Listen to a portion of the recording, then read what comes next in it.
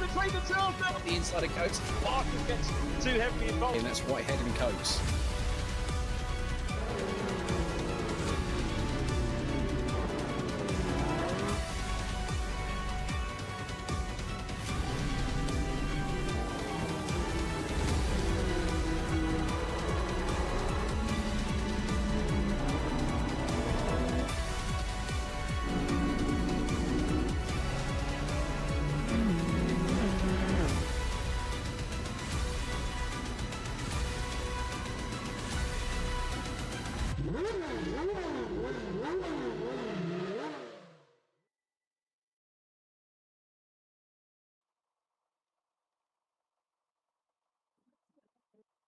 One of the greatest circuits in the world, one of the greatest endurance tests in the world, and home to one of the greatest races ever conceived in motorsport. And quite fitting that we come here for round 5 of the World Endurance Challenge for VRRC on the week in which the real world 24-hour race takes place on this fabled circuit. There's only one place it could be. It's Le Mans, it's Circuit de la Sarthe in the south of France. It is one of those circuits that really is a true test for both car and driver, and one which I'm certain is going to be quite a unique challenge for everyone involved in this state of the championship. Well, good evening, everybody. Scott Woodwiss here, back on commentary for the second time this season in place of Richard John Neal. I'm delighted to have me alongside me for the first time with me, but also not for the first time this season in this championship. On commentary alongside me, Becky Aparicio, who is an experienced racer both at Formula Woman level and also in the C1 Endurance Series as well. So, Becky, you know all about endurance tests. But in terms of circuits that provide a true endurance test, even though we're sprint racing today, there really is no circuit like Circuit de la Sarthe. Le Mans is truly unique and truly special. And I think we're going to get two very special, entertaining races here today. Yeah, it's going to be some great racing going on today, no doubt. So I'm looking forward to it. I think we all are, in fact. Of course, this circuit, which is the longest they'll visit on the calendar, it is 8.5 miles in length using public roads as well as purpose-built circuit on top of it too. As you can see, the championship already moving into its second half of the season. We've already been to Las Vegas in the US, to Brands Hatch in the UK, to the streets of Valencia, and last time out to the Cathedral of Speed, the Autodromo Nazionale di Monza in Italy. Then, of course, we're here tonight at Le Mans, and the great circuits just keep coming, because from Le Mans it's off to the Ardennes forests of Belgium and Circuit de Spa-Francorchamps next week, and then two more great circuits: Zandvoort on the current Grand Prix layout with all the banked corners, and then a real favourite, one of the modern Herman Tilke designs, the Sepang International Circuit, based in Kuala Lumpur in Malaysia. It's set to be a all-action second half of the season, as it has been for the first half so far. And I think we can find, as we go into the second round, there's been one driver who has been dominating all the way for the most part, and that is Jack Smith. And he comes to Le Mans with a lead of just about 40 points over Tom Potter in second place, who has had some of his best results in the previous two events after a shaky start to the season. Oliver Gibson in the second of the DK Power Racing cars is in third, just 5 points behind Tom Potter. And then we scroll down the rest of it. Andy Carroll, who is the best of the rest in the car bug Honda NSX. Chris Blakey rounds out the top 5 in the Automac Porsche. And it's Lee Pearcey, Alex Walker, Christian Gillian, Dan Heaps and Paul Laramie completing the top 10. And we'll scroll through, I'm sure, the rest of the top 11th place downwards as well. But Becky, based on what we saw last time at Monza, plenty more great racing. What are you anticipating from the drivers tonight as we go from one great circuit to another, from Monza straight to another high-speed test at Le Mans?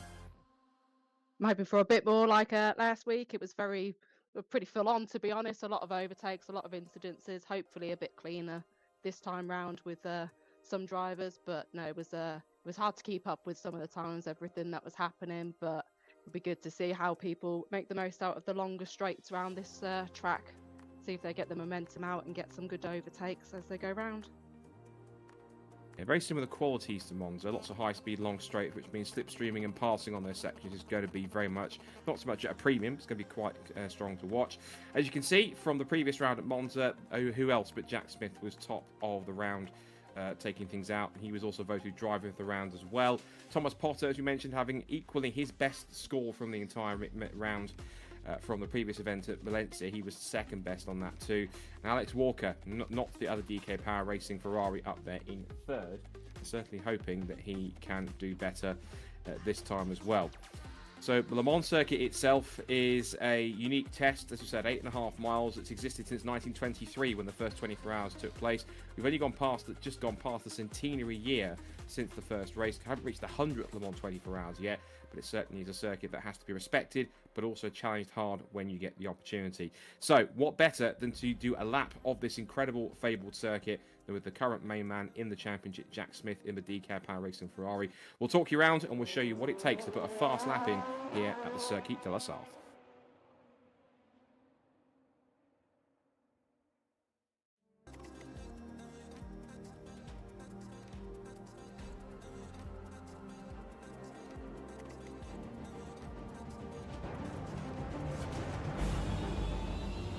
So, Jack Smith's Ferrari 296 GT3 is the guide for a lap of 8.5 miles of the Circuit de la Sarthe. And we go past the pits, past the tribune, and up towards the first corner of the Dunlop curve. It's a very fast, flat-out right-hander that can even see races end right in the few moments at the very start of the race. You throw the car in, see how much Jack's using a lot of the wheel to get the car stable through the Dunlop curve. Now underneath the Dunlop bridge and in towards the S-bends towards Tertre Rouge. It used to be a straight run down towards Tertre Rouge, to the S-bend. They've curved it around to make it even more challenging. Just use the second apex, crest over the rise and let the car just drift over to the edge of the circuit. And then this is a key corner, Tertre Rouge. Level it up, set it up all the way through, carry as much speed as you can. Now you start to go up to the longest and most crucial part of the circuit, one of the fastest sections at Le Mans. This is the three-part Mulsanne straight where the cars are going to be reaching speeds in excess of 180 to 190 miles an hour in top gear. As Jack brings it to the left-hand side, this first chicane, a pretty tricky one, but you'll see just how much speed he carries into this chicane here, how much he really throws the car in. Watch for the 100-metre board on the left-hand side. You hit the brakes, turn in, just launch all the way over that first pass of the curb, swing in through second gear, use the tarmac on the exit, and we're straight back on the power again to the second part. This is where Jack decides to bring the car to the middle of the road and then very slowly and gradually bring it to the right-hand side for the second S's, which is an equally tricky test. I'd argue that the second S is even trickier than the first because there are a couple of parts that feel ever so slightly off-camber and weird in this section. Again, watch for the boards on the right-hand side. Brake at the 100 metres, back down through the gears. It's only just gone to 6th, but all the way down to 2nd. Ride the curb on the exit, help you pull it round. Use the tarmac and corner exit here, and fling you out onto the third pass of the Mulsanne. Through the Mulsanne kink, then you go towards this crest that was flattened out not long after the flying Mercedes CLRs had their incidents in the late 1990s in the 1999 edition. You come over the crest flat out, you have to pick your angle here to try and brake in a straight line as you're in 5th gear, almost in 6th, then dart forwards, start braking again, brake towards the outside of the circuit, level the car up to 1st gear, hug the apex on the inside and then ride it on the way out. Now you come to arguably, for some people, the fastest part of the course. You're back up through the gears again. This is now on the flat-out section all the way towards Indianapolis, that very tricky high-speed right-hander. Bring the car through each of the apexes, and then you bring it through the second part here. You'll be in 6th gear, even topping out in 5th. 6th gear, almost like a bit of an overdrive here, but he goes into 6th gear. Watch how much speed he carries in here through the first part of Indianapolis. Almost in 5th, change down to... In 6th gear, changes down to 5th, right on corner apex, powers out through 2nd, over the curve, bring it back to the left-hand side, pick your braking point carefully, and then swing right through 90 degrees of Varnage. Then the exit is key here too, because it will set you up all the way on the long, fast section at Courbe de Buisson up towards the Porsche curves for the end of the lap. You're going pretty solid here, up through 4th and 5th gear, and back towards an incredibly high-speed section of corners, where both the mechanical grip area that you've got underneath you are going to be both as crucial as each other. Bring it to the left-hand side, down a couple of gears, swing in through the first part of this corner, and again, if you've got plenty of grip here, use it to the maximum. A little bite of curb on the inside and on the outside just helps turn the curb a little more. And then the left-hander here that takes you to the end of the Porsche curve is very deceptive. You have to turn in just as it finishes. Now, right as the kink turns on the outside of the circuit, Use all the curb on the exit, but not too much as it might invalidate your lap. And then one final test before you hit the start and finish straight, the 4 chicanes. Get these right, and it really can be the cherry on top of the cake on this lap. So ride the curb left and right in second gear, maybe back down to first if you need it, launch yourself over the second part, fire it out the other side and back towards the pit straight. And that is a lap of the Circuit de la Sarthe with Jack Smith. He does a 350.86, and that, if you can get near that in qualifying, will certainly put him in good stead for pole position.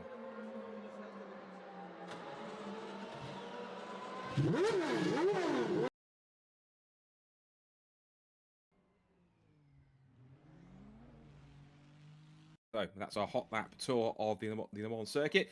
We can dive straight into qualifying with about half of the session left to go. So, of course, plenty of space and room here on this long circuit, 8.5 miles, the longest circuit that we visit. And I think, Becky, that's going to be crucial in qualifying here, because usually on some of the smaller circuits we've had, traffic can be a bit of an issue. But unless you really pick somebody up at some point around this lap, I imagine this might be the easiest time some of our drivers will have in qualifying here, given the length of the circuit, the speed of the circuit, and the nature in which Le Mans is. It is a real mix of high-speed corners and flat-out straights. So I think with the length of the circuit, it will certainly advantage people to put some of their best lap times in with the season, given they haven't got so much traffic to try and deal with when they're on a fast lap. Yeah, hopefully everyone will be able to find a bit of space, although it looks like everybody is currently coming along the back straight, so they're all seeming to congregate a little bit together at the moment. But I suppose if you can pick up a bit of a slipstream, you're gonna grab that opportunity where you can. It's going to be quite crucial if some people can pick up a toe from the car in front of them, and whether they can take advantage is going to be quite crucial. We're only halfway through the session, but Paul Laramie is the fastest man on track at the moment, 357.159. He's the only driver so far that's dipped into a sub 4 minute lap time. But given that we've just seen Jack Smith's hot lap of a 3 minutes 50, there's plenty more time left in the tank. And given it's such a long circuit as well, Becky, this is a circuit where on a shorter circuit you probably lose hundredths or tenths of a second. Here, on a longer track like Le Mans, you're possibly going to lose in one mistake over the course of a lap several tenths, if not seconds. So even though it is a longer circuit and there is technically more chances to kind of make one or two errors, those errors, if you keep making them over the course of a long lap, can all start to add up. So rather than small time pieces of time that you lose to the cars around you, you're using chunks or even seconds if you start to let all those little errors add up towards the end of a lap. Yeah, and I suppose it's with the longer straights, I think sometimes it's quite easy to fall into a bit of kind of complacency and thinking, well, this is pretty straightforward, isn't it? But like you say, if you make a mistake, it can be quite costly, especially if it's recurring a lot during the lap. And as we saw on the hot lap, there are plenty of corners here that can really set up a lap. There's every chance that at Tertre Rouge you could potentially compromise your exit onto the Mortain straight, and that incredibly, unless you've got a tow from the car in front, that can cost you tenths of a second and also mile an hour on the straight. Unless you can latch onto somebody in front, that's mile an hour that will start to again multiply over the lap. You spent the rest after it as best you can. Yeah, I think we saw in the hot lap from Jack that it was quite he attacks the curbs quite aggressively, and if you do that too much and don't quite ride it in the right way, you're gonna throw your car out of balance. As apologies there, that seemed to be a little bit of a commentary curse there. I think that was luckily didn't result in too much of an incident, just a little bit of an off, but collects themselves again and off they go. Yeah, that was a bit of a tricky one, I think, for Rich Hayden, but he's managed to come away from that and actually do pretty well indeed. We're looking currently at Chris Blakey in the Porsche, who is currently at the moment fourth quickest on the timing screen with about a 4 minutes 0.5 as his best time.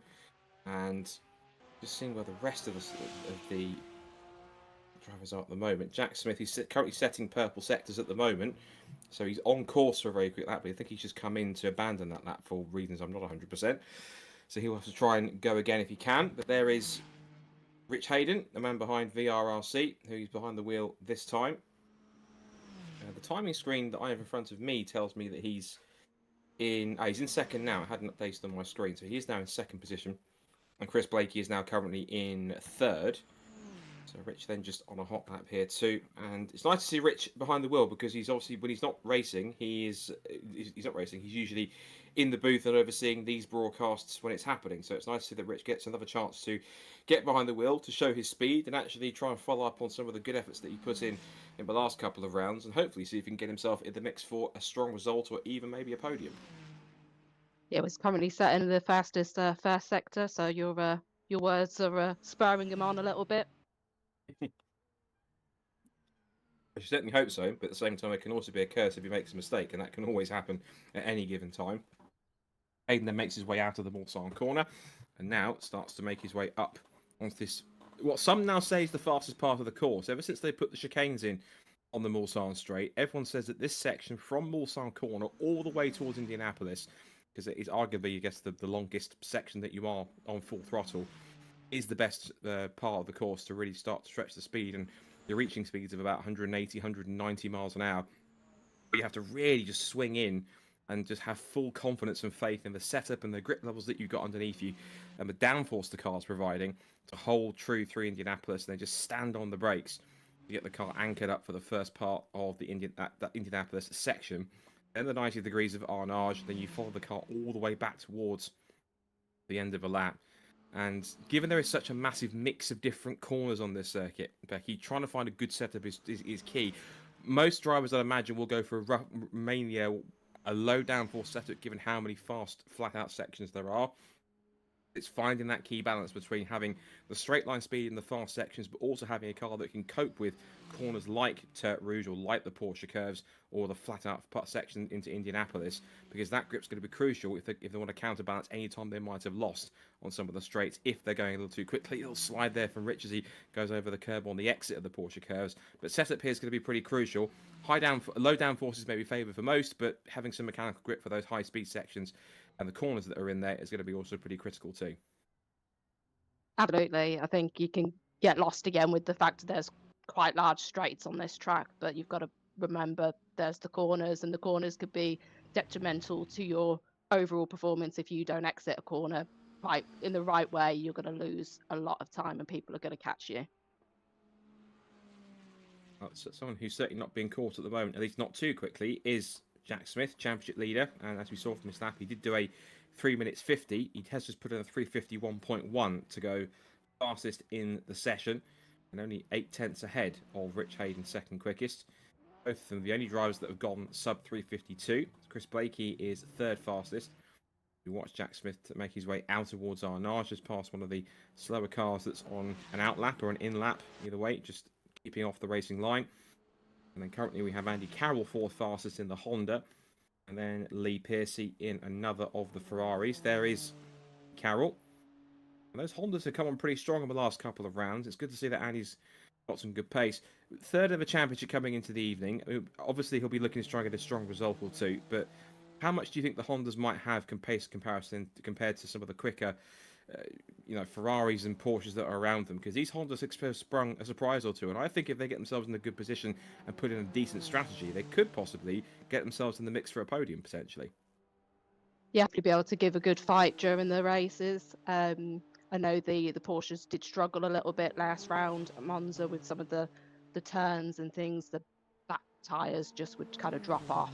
So it'll be interesting to see if the Honda's gonna pick up the pieces from that, if it's a similar sort of issue this time round, or again there might be no issues, and it might be a good fight between all the cars out on track today. Good point. I mean, the fact that the Monza circuit is relatively similar to Le Mans means that even though the Porsches seem to be good over a single lap, if they can maintain that pace over the course of a stint, particularly when we have two 30-minute races, is going to be critical. Should point out also for this session, the qualifying length has been changed from 15 minutes to 20 minutes because of the fact it is a longer circuit, so they're giving them more time to get a faster lap in and more chance to kind of get in a couple of runs rather than possibly running out of time with just 15 minutes. 20 minutes is more appropriate for a circuit like Le Mans. As we said, it's the longest circuit that we visit on the calendar, 8.5 miles. And yes, even though a lot of it is flat out, it's still quite a lengthy circuit to get around.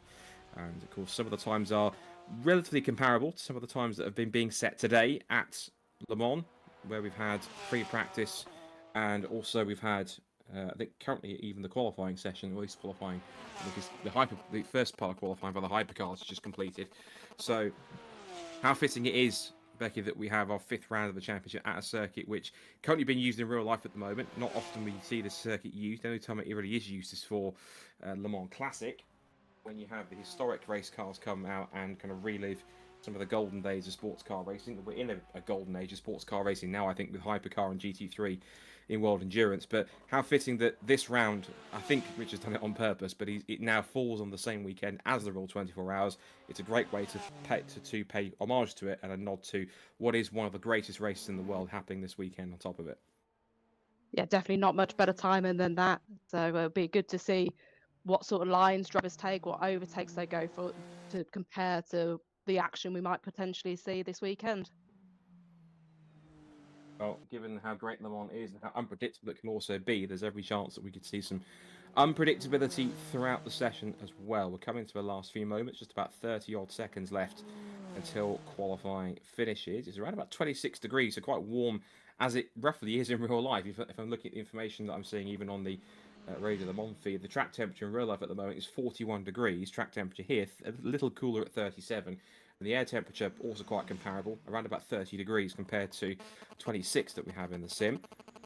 Just had a piece of info on this timing told me Andy Carroll's had an incident. He's 4th quickest in golf again, I think, by the looks of it. So heavy damage to the Honda, but he looks like he'll stay on the 2nd row of the grid.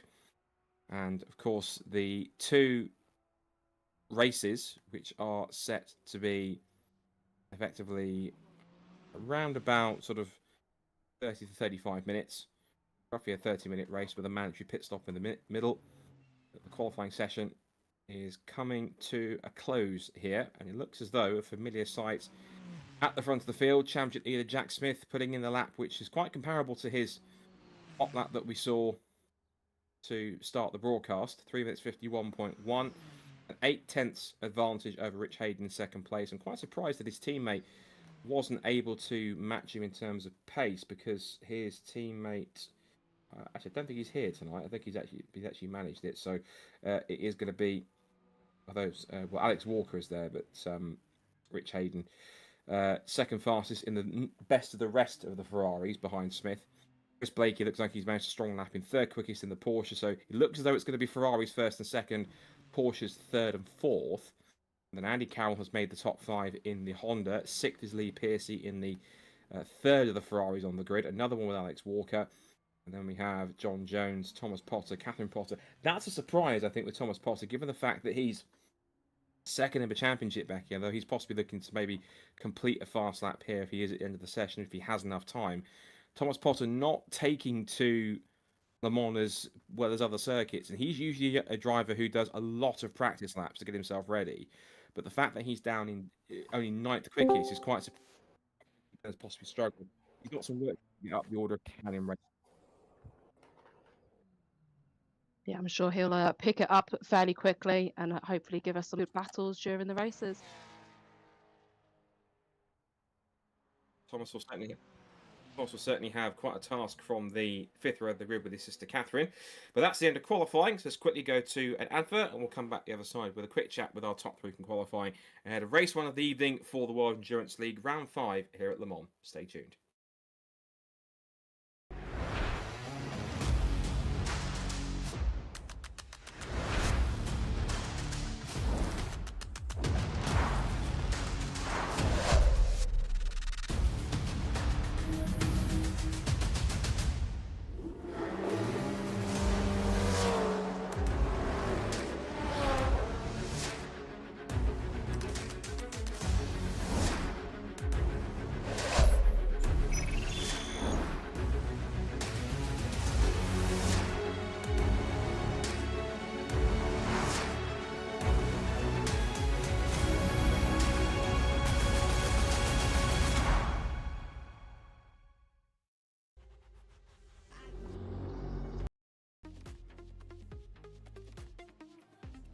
So, qualifying concludes for round 5 of the VRRC World Endurance League here at Le Mans. Of course, on the same week as Le Mans week in real life.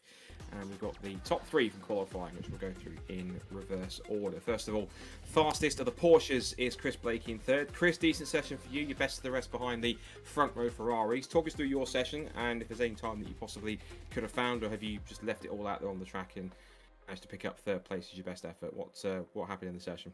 Evening, guys. Yeah, that was a bit of a shame. I kind of went out on the first lap with 1.5 laps worth of fuel, so I kind of had to pit immediately because I'd just been clicking around the setups too much. So I just wanted to get a safe lap in. After that, I didn't know. I panicked and think, I might only get 1 or 2 laps in. So I just got decent safe lap in there. Nothing crazy. I know on the super softs that car had a 50 in it. But just my lack of talent in my hands put it away from that. So yeah, hopefully we've got a stable setup for the race, because this car is a killer. It's so on a knife edge, it's unreal. So it's we'll see what happens. So given that your car is quite loose in that point, obviously you've got 30 minutes of racing coming up. I guess 2-part question here really, which is how do you see that affecting how the car behaves going forward into race number 1? And also, given your grid position, you're starting ahead of some of your key rivals in the championship for 3rd behind the 2 DK Racing Ferraris. You're ahead of Lee Pearcey, you're ahead of Andy Carroll, crucially ahead of Thomas Potter, who had like a nightmare qualifying session back in 9th. How crucial do you think that at least getting a good result in race 1 here to set yourself up for race 2 is going to be, given that you are ahead of so many drivers that you're battling with for that 3rd spot in the championship? Looking at the times, I've got kind of a goodish gap. Although Paul's, I'll just give my teammate Paul a setup that he appears to be liking, because he's shot up at his quickest time, so he could be a threat.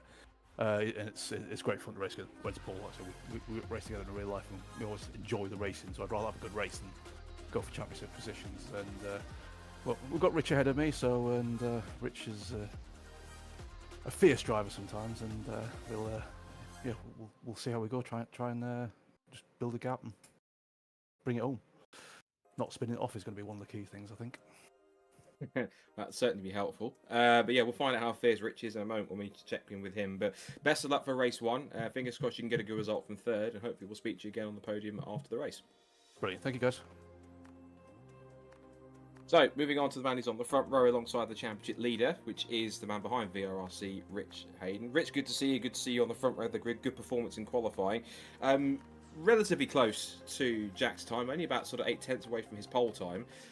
Looking pretty solid. Are you possibly hoping that this could translate into a strong result and bag you a few more good points to potentially break into the top 10 in points now? Yeah, good evening, everybody. So, look, Jack is a Le Mans specialist, so my race is with everybody behind him, I think. But don't be fooled by his qualifying time. I know he's got a faster lap time in him than that. I do too. I just had a couple of poor laps in qualifying and couldn't really pull it together. So let's see how we get on the front row. I've got some fast Porsches behind me, so hopefully we'll be okay going through the first corners. How confident are you that the Ferrari can keep those Porsches at bay? Obviously being on the front row and being ahead of quite a few of them on the grid. I mean, a couple of the key drivers, like, for example, Thomas Potter, a bit further back than they would have expected to be, and we would expect them to be, given he's down on the 5th row alongside his sister Catherine. Are you expecting that the Porsche is going to give you a lot of trouble? Do you think that the Ferrari's got enough to keep them at bay, or is it more kind of you being able to handle the car rather than the car itself being up to scratch? How do you think the Ferrari's going to compare if you feel like you're going to have to defend from them rather than challenge Jack in front? So, look, the car is absolutely on the edge for me around about a 51 flat. So, if I can manage to back off the lap times to a mid 51 to high 51, I'm pretty confident I can keep control of the car, he says. I'm gonna try and drive with him myself rather than pushing it and see where it takes us. Well, front row starts where anything can happen, and we've seen stranger things happen from the front row, so fingers crossed it works out for you. And again, if all works out well, we might speak to you later on, but best of luck for a second on the grid, and we'll see how you get on. Thank you. Great stuff from Rich, and the man who they still can't knock from the top spots of the times, or the podium at least, Jack Smith. Well, Jack, Rich calls you a Le Mans specialist. Your best top lap that we commentated over was a sub 351, so I guess there's no pressure involved, but it's now up to you now to do the business from pole once again. How confident do you feel that the Ferrari's got what it takes to give you another victory in this first race? Yeah, easier said than done. I mean, I had a spin in qualifying, so I mean, it's not not out of the woods yet. I still got to finish the race, and Le Mans is a fairly brutal circuit, so it's yeah, you just got to be focused the entire time and just making sure you're not making a single mistake, especially in those key corners.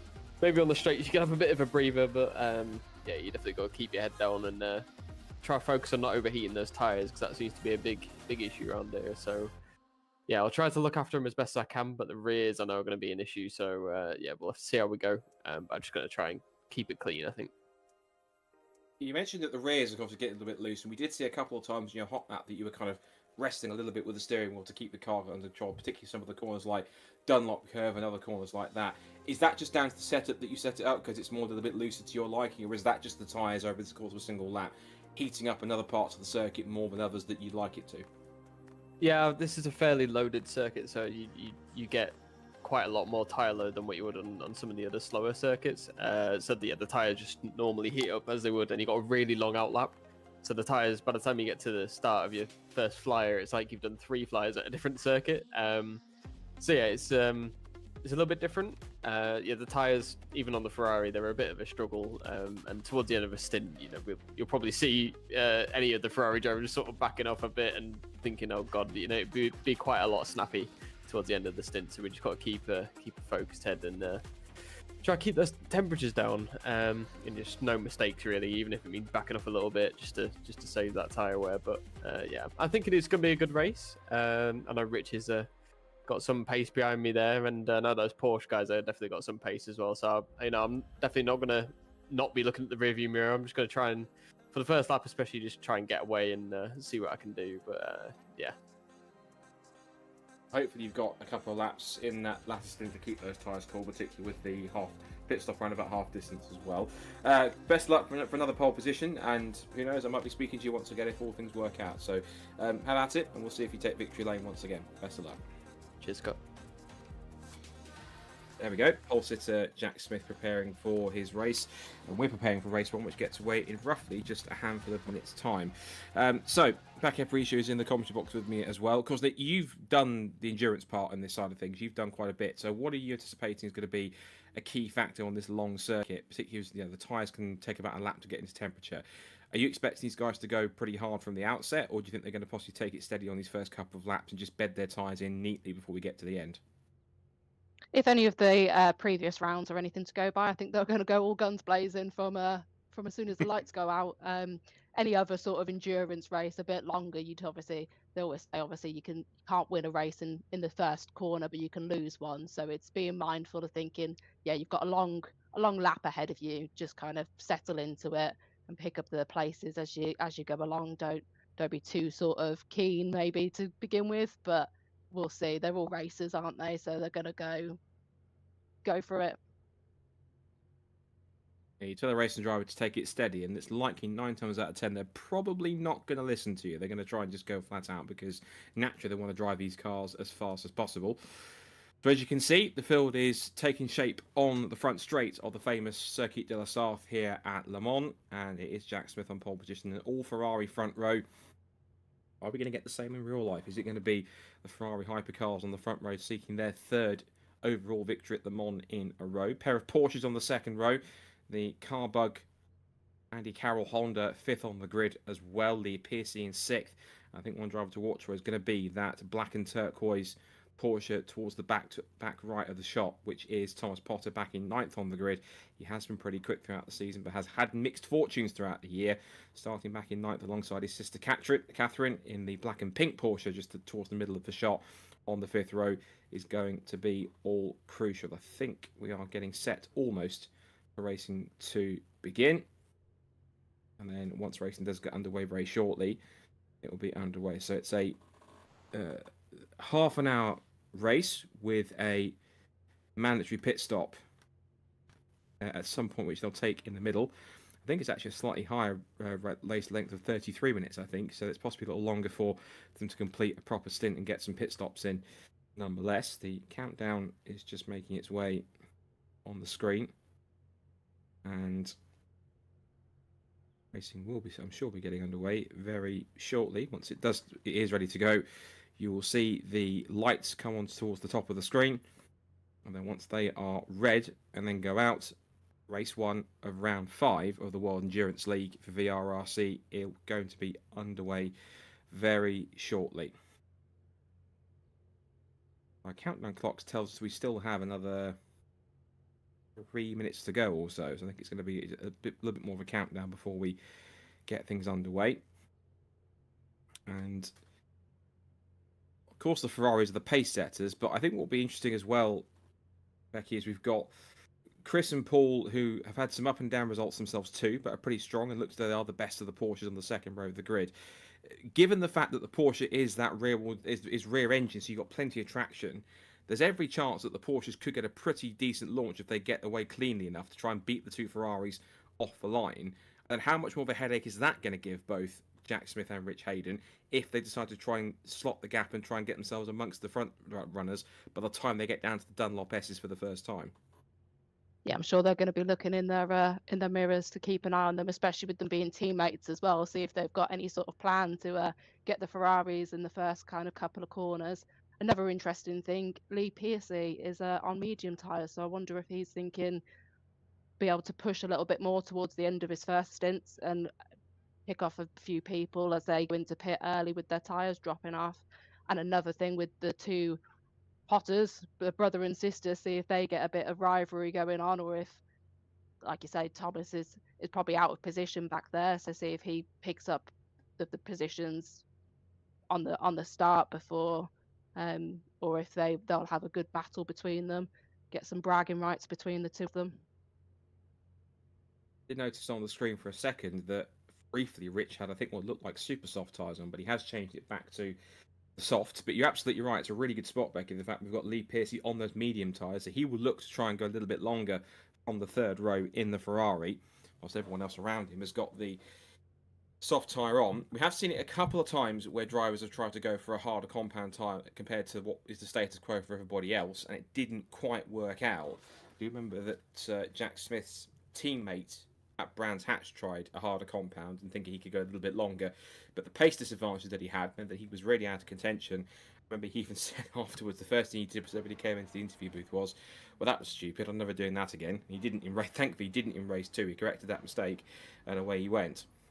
So we're getting set to about 30 seconds left on the countdown before racing gets underway. Jack Smith will want to try and further extend that lead of around about 40 points for over the rest of the field. His teammate not present this weekend. There's an ample opportunity for the drivers around him in points start clawing some back and get a little bit closer.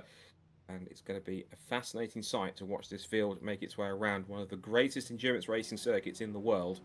How was it going to go? The red lights come up on the top of the screen, the revs rise, and race 1 of round 5 of the World Endurance League for VRRC at Le Mans is underway. And initially, it's a really good launch from the second place at Rich Hay, but look at the Porsches, as I expected, the rear engine Porsches kicking in from the line, and a lightning getaway there from, looks like it was Paul Laramie to get up the inside, and he will lead them through the Dunlop curve for the first time. It's Blakey up the outside for second place, and a terrible start for Jack Smith. He's been swamped by the cars around him in the first 2 rows. It's side by side between Hayden and Blakey. They get a little bit of contact side to side out of the S's under the Dunlop bridge, down the hill towards the fast high-speed S's for the first time and towards Turret Rouge.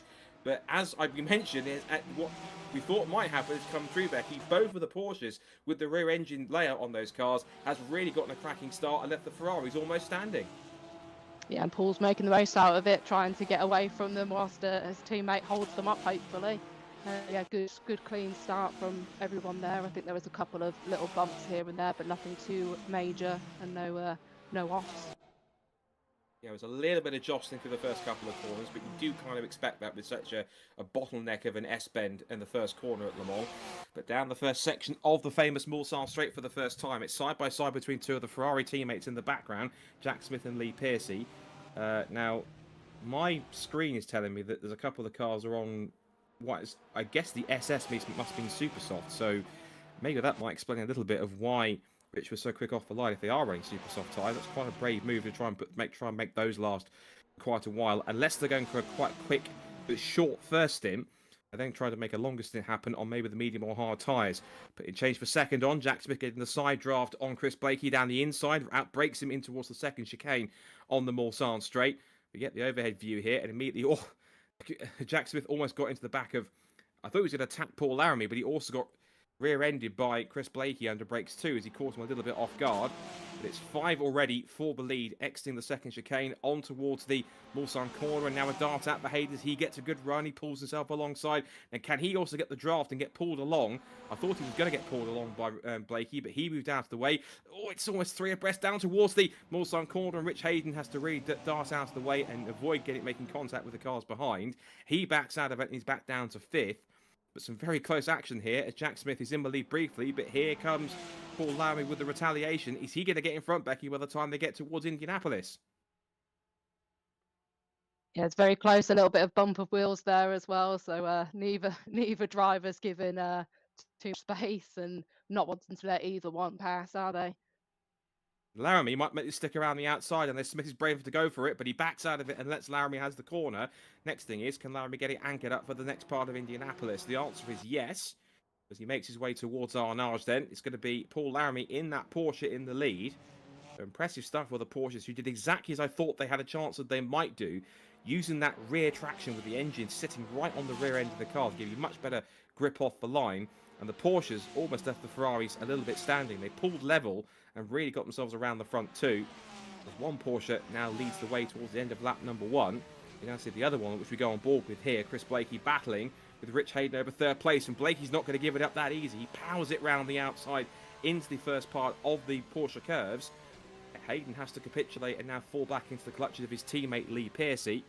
See the onboard shot here as the Porsche, as it winds its way through the end of the Porsche curve section. Just there as the white line on the outside of the circuit changes in that S-bend kink. You have to then flick it left, avoid running a little too wide, because you can turn too late, and once you do that, run over the curbs, run over the AstroTurf, and it's not going to work out. And Pearcey, meanwhile, up the inside of his teammate Hayden, so all sorts of position changes before the end of lap 1. They wind their way through the Ford chicane for the first time. Laramie leads the way then at the end of the first racing lap. It's Jack Smith, in fact. So Laramie is in front, so there was a bit of a glitch there with the timing screen, but Laramie is in the lead. Smith in 2nd place, Blakey 3rd, 4th for Pearcey, and 5th for Rich Hayden. So Jack Smith, even though he's the championship leader, Becky, not in the lead of the race, as the Porsches making their presence felt. It's a case in which, here comes Thomas Potter. He's up to 6th from what was 9th on the grid. So again, the Porsches favouring Le Mans here compared to the Ferraris a little bit. Yeah, and he's joined the front group now, so he's going to be one to watch as well. Like you say, the Porsches definitely seem to be performing well on this track at the moment. Make the way through the S's and back towards Turret Rouge, and Potter now has a great chance to line up a move in the toe if he gets a nice run through Turret Rouge, which he does. Now if he can just latch onto the slipstream, he might get pretty close by the time they get towards that first chicane and the big braking zone. We have to stand on the brakes at the 100-metre board and just throw the car in. We saw how much speed Jack Smith carried when he was on his hot lap. And I think, according to the timing screen, there has been a change from the lead, so with side by side, that's where it is. Smith is now wheel to wheel with Laramie down towards the first chicane, but again, Smith is on that outside line, but he's not afraid to go tearing round the outside, forces Laramie to hold his position, and Smith makes the move stick. But now Laramie gets a good exit, he'll be in the tow. Watch for the cars behind, as Blakey will have a double tow from the cars in front, and a triple tow for 4th place Lee Pearcey. As they make their way on towards the second part of the Mulsanne straight, Laramie darts out. This is going to be quite a theme in these opening laps. Watching cars going back and forth, dicing for position, side-by-side action. And I thought initially, Becky, this might have been a road to another Jack Smith domination. With the battling we've got here before even we get to near the first pit stops, I don't think that's going to be the case. These two are going to go at it possibly right the way until the pit stops. Yeah, or even to the end of the race, if they have a similar pit strategy and come in at similar times, I reckon we could see this throughout the entire race, a bit of back and forth between the pair of them, which would be great to see. The slipstream is really helping. And of course, the more cars that get into this lead group, the more the car right at the back benefits, because you start adding to the effect of that slipstream on the high-speed parts of this circuit. Laramie feels as though he's confident to take the racing line down the outside at Smith. He'll look for that undercut. Smith's got the car positioned nicely on corner exit out of Mulsanne, and now they start the run back towards that's kind of the furthest out point of the course before they come back towards the run back towards the pit straight and the tribune. Laramie pops out in the slipstream side by side. Also watch for 3rd place here as Blakey now has the first of those Ferraris behind Lee Pearcey looking down the outside. Now remember, you can go around the outside at Indianapolis because Laramie achieved it, and Smith might be daring up the inside, but again, Laramie sweeping across and taking the track position. And on the outside, tries to hold on to third place was Piercy. I think there might have been a bit of contact between Piercy and Blakey. And Blakey runs out wide, loses positions both to Rich Hayden and also to Thomas Potter, who's up into 5th position.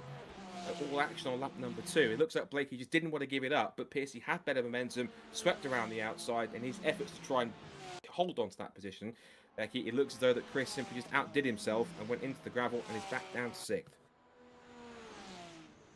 Yeah, unfortunate there for Chris. Hopefully he'll be able to settle down again and get back onto the back of the group and not too much damage done. But Jack Smith has also hit the front once again. So he's not got past Paul Laramie to take the lead. Looks like he will try and lead lap 2 as they exit the Porsche curves for the second time. And incredibly, we've already gone toward near the 8-minute mark when it comes to races. So, of course, a long lap means you don't get very many laps before the pit window or drivers will start to make a pit stop. I imagine they'll start making stops probably at the end of earliest lap 3, maybe lap 4 if they've looked after the tyres and the fuel enough. You can sometimes in the slipstream use a little bit less fuel because the hole that the car in front is punching in the air allows you to kind of go faster, almost at the same speed, but using a little less throttle. So if you can at least stick with the car in front, without going much faster, you can save yourself a little bit of fuel, and that could maybe help as you get towards the time for your pit stop. The 2 Ferraris nose to tail. And interesting enough that Lee Piercy, Becky, is ahead of Rich Hayden. So Rich, even though he started on the front row of the grid, has gotten to a point where his teammate Lee is in front of him. So I wonder if this intra-team battle here is going to be one of the stories of the race. Given that Piercy's currently in 3rd position, looking eyes forward to try and catch Laramie, which he might have a chance to do if he stays in the slipstream. The fact that Rich qualified on the front row of the grid and was kind of hoping to talk himself up a little bit in the post-qualifying interview before the race suggests that maybe Rich is taking his time a little bit, not worrying too much, knowing he's got 21 minutes to make this happen, and watching his teammate do all the work to try and attack while he sits back and maybe conserves his tyres with fuel a little bit. Yeah, exactly. He might be watching whether his teammate can make the moves and thinking, well, I'll follow suit.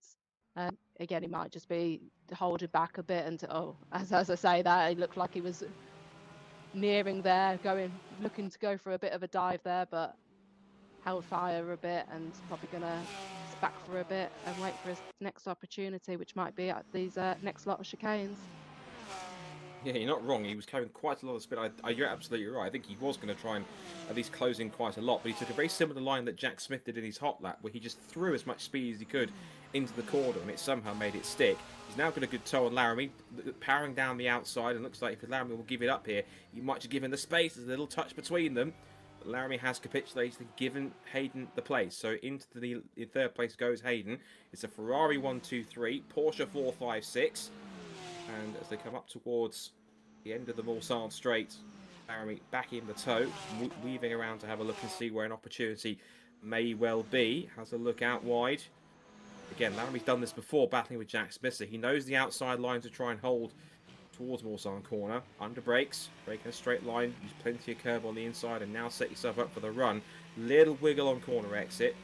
But it seems as though, Becky, that the Ferraris were a little bit shaky at the start of the race, trying to get themselves into a groove. Now the tyres are up to temperature, now the cars are nicely warmed up. Those Ferraris now starting to find their feet here. They've disposed of the Porsches, they're 1-2-3 at the moment, and it looks as though that unless the Porsches find something in the second half of the race, this might well be our race order going towards the end, unless something dramatic happens. Yeah, it seems like they're getting into their groove, like you say, and they're holding position at the moment.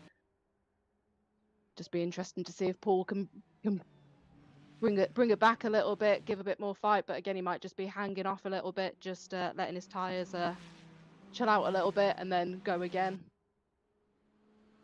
Piercy seems the most aggressive, it seems. That I'm going to presume, looking at the tyre indicator on the timing screen, I'm going to presume that S means purely soft and SS means super soft, in which case both Lee and Rich have gone for the super soft tyre compared to the soft for Jack. So that will give him an initial good grip in the early part of the race, but of course the softer the tyre is, the quicker it can potentially have an issue, and the quicker it can burn up and the quicker it can be used a lot more quicker. That said, Piercy has set purple sectors in 1 and 2 on this lap, so he is trying to come back at Smith, and also personal best for Hayden in the first 2 sectors as well. So let's see what the gap is. It was about 2.5 seconds. And we'll see if that possibly changes a lot more coming at the end of another lap. Onto the pit straight they come. Decent exit out of the final chicane. It's a fastest final sector of the race that initially went to Jack Smith, but Rich Hayden has then gone ahead and trumped that by about a tenth and a half. So some quick laps being traded here, but the gap is already around about 2 seconds between the leading two Ferraris. Smith back in control. I wonder what possibly Piercy and Rich Hayden might have in reserve here, Becky, particularly if they're waiting for the mandatory pit stop to take place. Now, I imagine, given we're at currently around about 17 3/4 minutes, and usually everyone pits around about half distance, I think we're probably going to see a massive pit stop at the end of this lap as we reach the halfway point.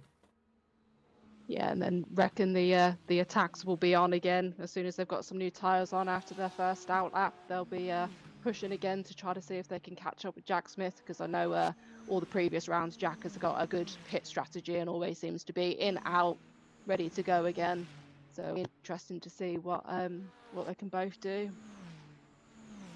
It will be fascinating once we see the pit stops get underway. Back onto the Mulsanne straight for the 4th time, and I think there's going to be. I think the battle between Hayden and Piercy is closer to happening than it is between Piercy and Smith, because it looks as though gap-wise that Smith is a little more comfortable out in front at the moment, trying to find a gap. On his current personal best delta, at the moment, Rich is going a little bit quicker on this lap so far. Piercy's found that lost a little bit of time. So Rich in second place trying to push on. Battle of the Porsches further back. This is Thomas Potter, who's just got himself ahead of, I think, Paul Laramie. So, yes, he's known to third place. The timing screen's jumping around everywhere else, but it looks like he's currently got himself into, what it says third place. But so if Lee Piercy, I don't think he's pitted. He's showing as being a little bit further back. There's a little bit of wheel-to-wheel going on at the second chicane between Laramie and Potter. That now brings Blakey into the mix here. So all three Porsches together. Blakey moves to the outside line before they make the sprint towards Mulsanne corner. He'll get the side draft on the run down towards Mulsanne. They're almost touching wing mirrors, being attracted together like two magnets.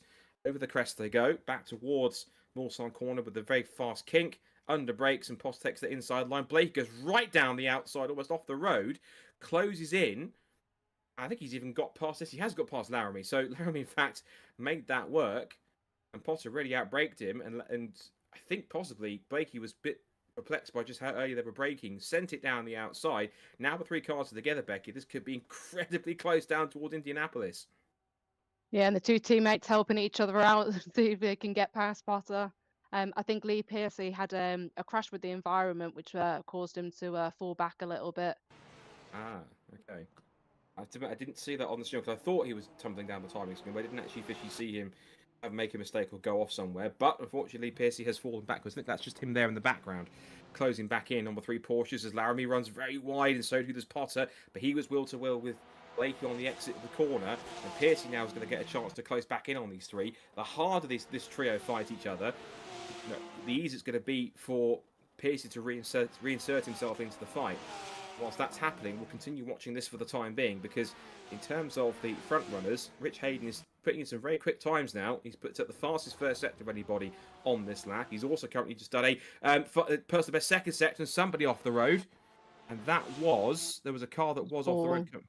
So it's Paul Laramie, in fact. So Laramie made the mistake. Good spot on that one, Becky. As off the road goes Paul Laramie. He now drops down into the clutches of a rather distant Andy Carroll, who is in there in the mix. And Blakey's gone off as well. And I wonder if that's possible incident with Thomas Potter, I believe. Yeah, Lee Piercy's gone through as well. So I was just going to say he's probably sitting back, like you say, watching, thinking of when's the best time to catch all these Porsches, and he's managed to get ahead of them as Potter just comes into the pits. And also, so there's everybody else, because as I mentioned, I thought everyone was going to come in around about that 4. Andy Carroll, though, bucking the trend. He stays out. Also staying out is somebody else behind. I'll check who they were as I come across the line. I think it's Alex Walker. No, it's not Alex Walker coming through. Andy Carroll's gone through. Who is it that's gone through as well? It looks like, I think it is Alex Walker, in fact. Alex has gone through by the look of it, up into what is currently at the moment, well, it is second place now. So these guys are confident enough to go on to another lap as the pit lane becomes a hive of activity with mandatory pit stops. So these two thinking they can go out for a longer time, but I don't think the overcut's going to work too well for them. Of course, at least they can get a really good, strong out lap here. It might well be that these guys are on that optimum strategy. And interesting enough, you can see on the exit of the pits here, Becky, is that that Jack has finished his pit stop, but Rich looks like he got a pretty good turnaround. He's right on the tail of Jack Smith on the exit of the pit stops here. So this is technically for the net lead. And I think if Rich, with the pace he's been setting so far, towards the end of that first stint, there's every chance he could get involved here with Jack and potentially make a rare occurrence of denying championship leader Jack Smith a victory if he plays his cards right and looks after his tyres. Yeah, it'll be all about who's warming their tyres up the best on this outlap, not killing them too much and gets the good run. I wonder if the purple sector last time round for Rich before he came into pit helped with obviously closing that gap, and he's already overtaken him. So that was the benefit of being on the super soft tyres. And I think Rich has gone back out again. I think he stayed on the super soft tyres. It's showing that on the timing screen that he's still on those faster tyres. And it was certainly serving him well all the way to the end. And as you saw, on the first part of the Mulsanne straight, Rich Hayden is into the lead then, past Jack Smith. And so far on corner exit, it doesn't look as though it's happening. I'm seeing info that potentially, I think Laramie and Blakey have come together.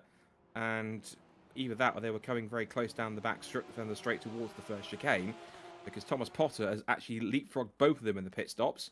So the 3 Porsches once again all together. So this is for net 3rd position on track, because we still have Carroll and Walker in front as Blakey powers his way to the front, past the black and turquoise Porsche of Potter. And then behind in green and red is Paul Laramie.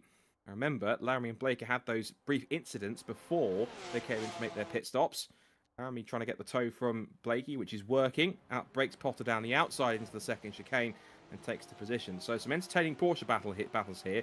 But again, given they had their own scuffles and their own incidents before they came into the pit lane, just losing a bit too much time to the Ferraris in front. Yeah, it's a good fight between these 3. It'll be interesting to see if this does go all the way to the end, which I have a feeling it probably will do. And I think actually it's showing on my screen that Jack Smith's chosen to go on mediums. Yep, I'm seeing the same thing on the timing screen. So Jack Smith looks as though he's on the medium tyre.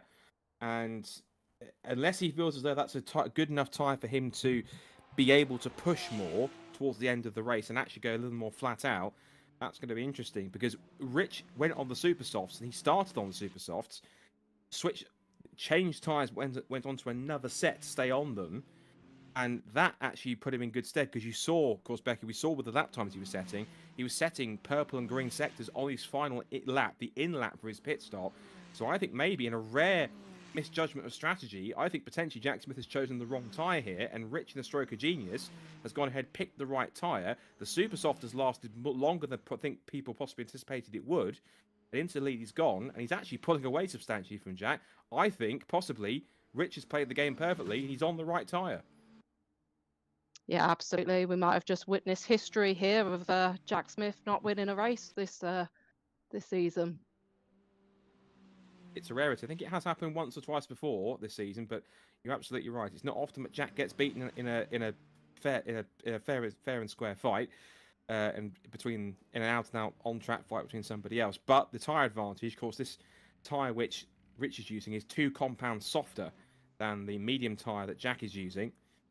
And again, the only thought process I can give for Jack going on the medium tyre is that it allowed him to basically push harder throughout the entire stint compared to on the super softs, where Rich might have to back it off a little bit and try and save a bit of tyre later on. But having said that, the lead gap has pretty much gone down fairly substantially, and it's gone out quite substantially, because on that last lap, Hayden did set some pretty quick time. So did Chris Blakey, though. He set a personal best second sector and the fastest final sector of anybody as well.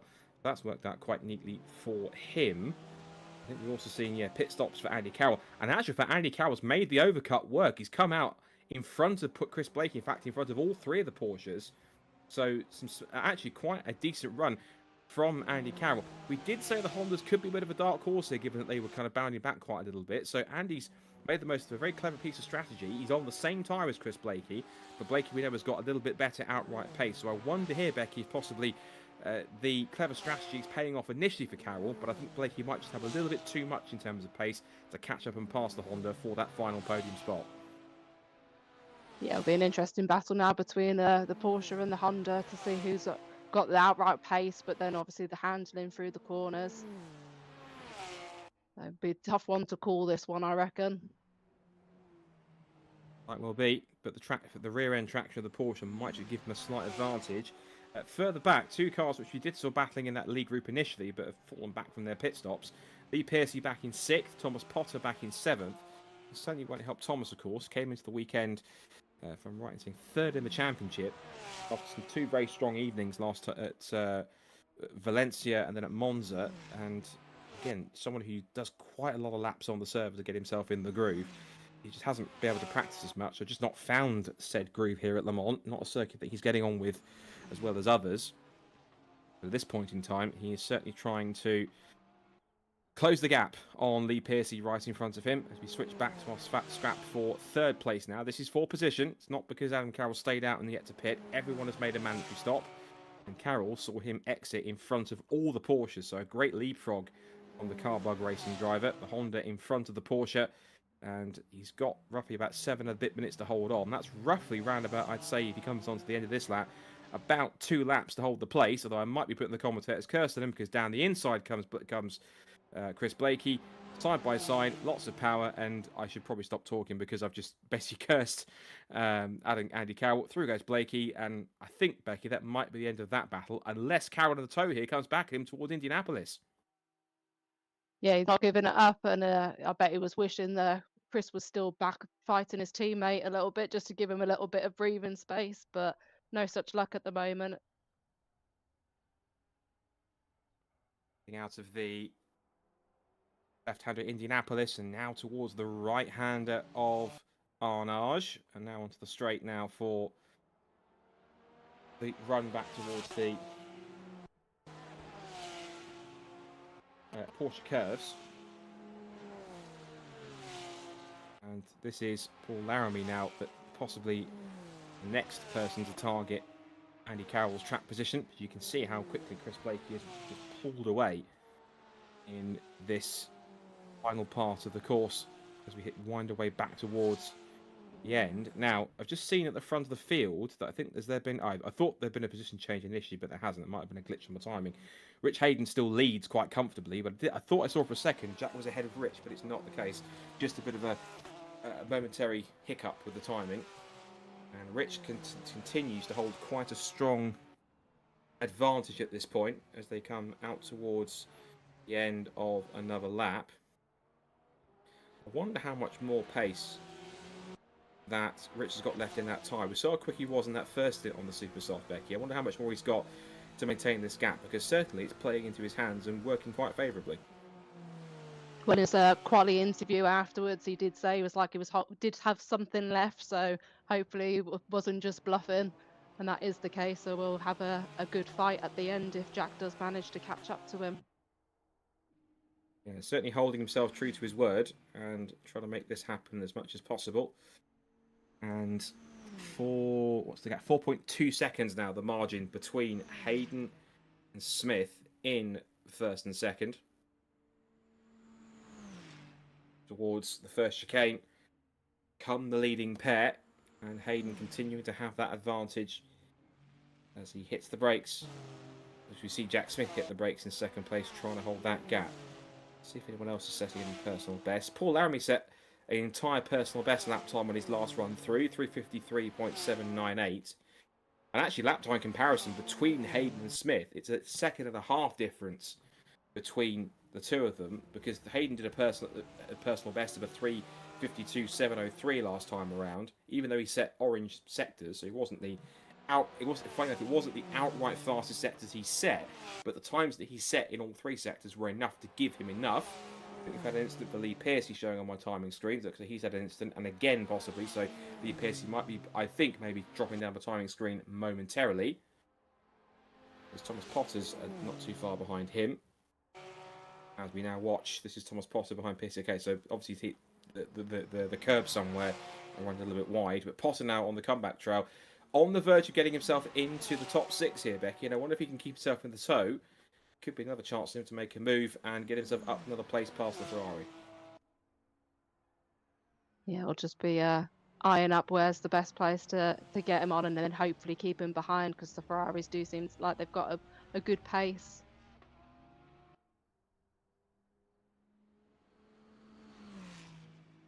So on to the third part of the Mulsanne Straight.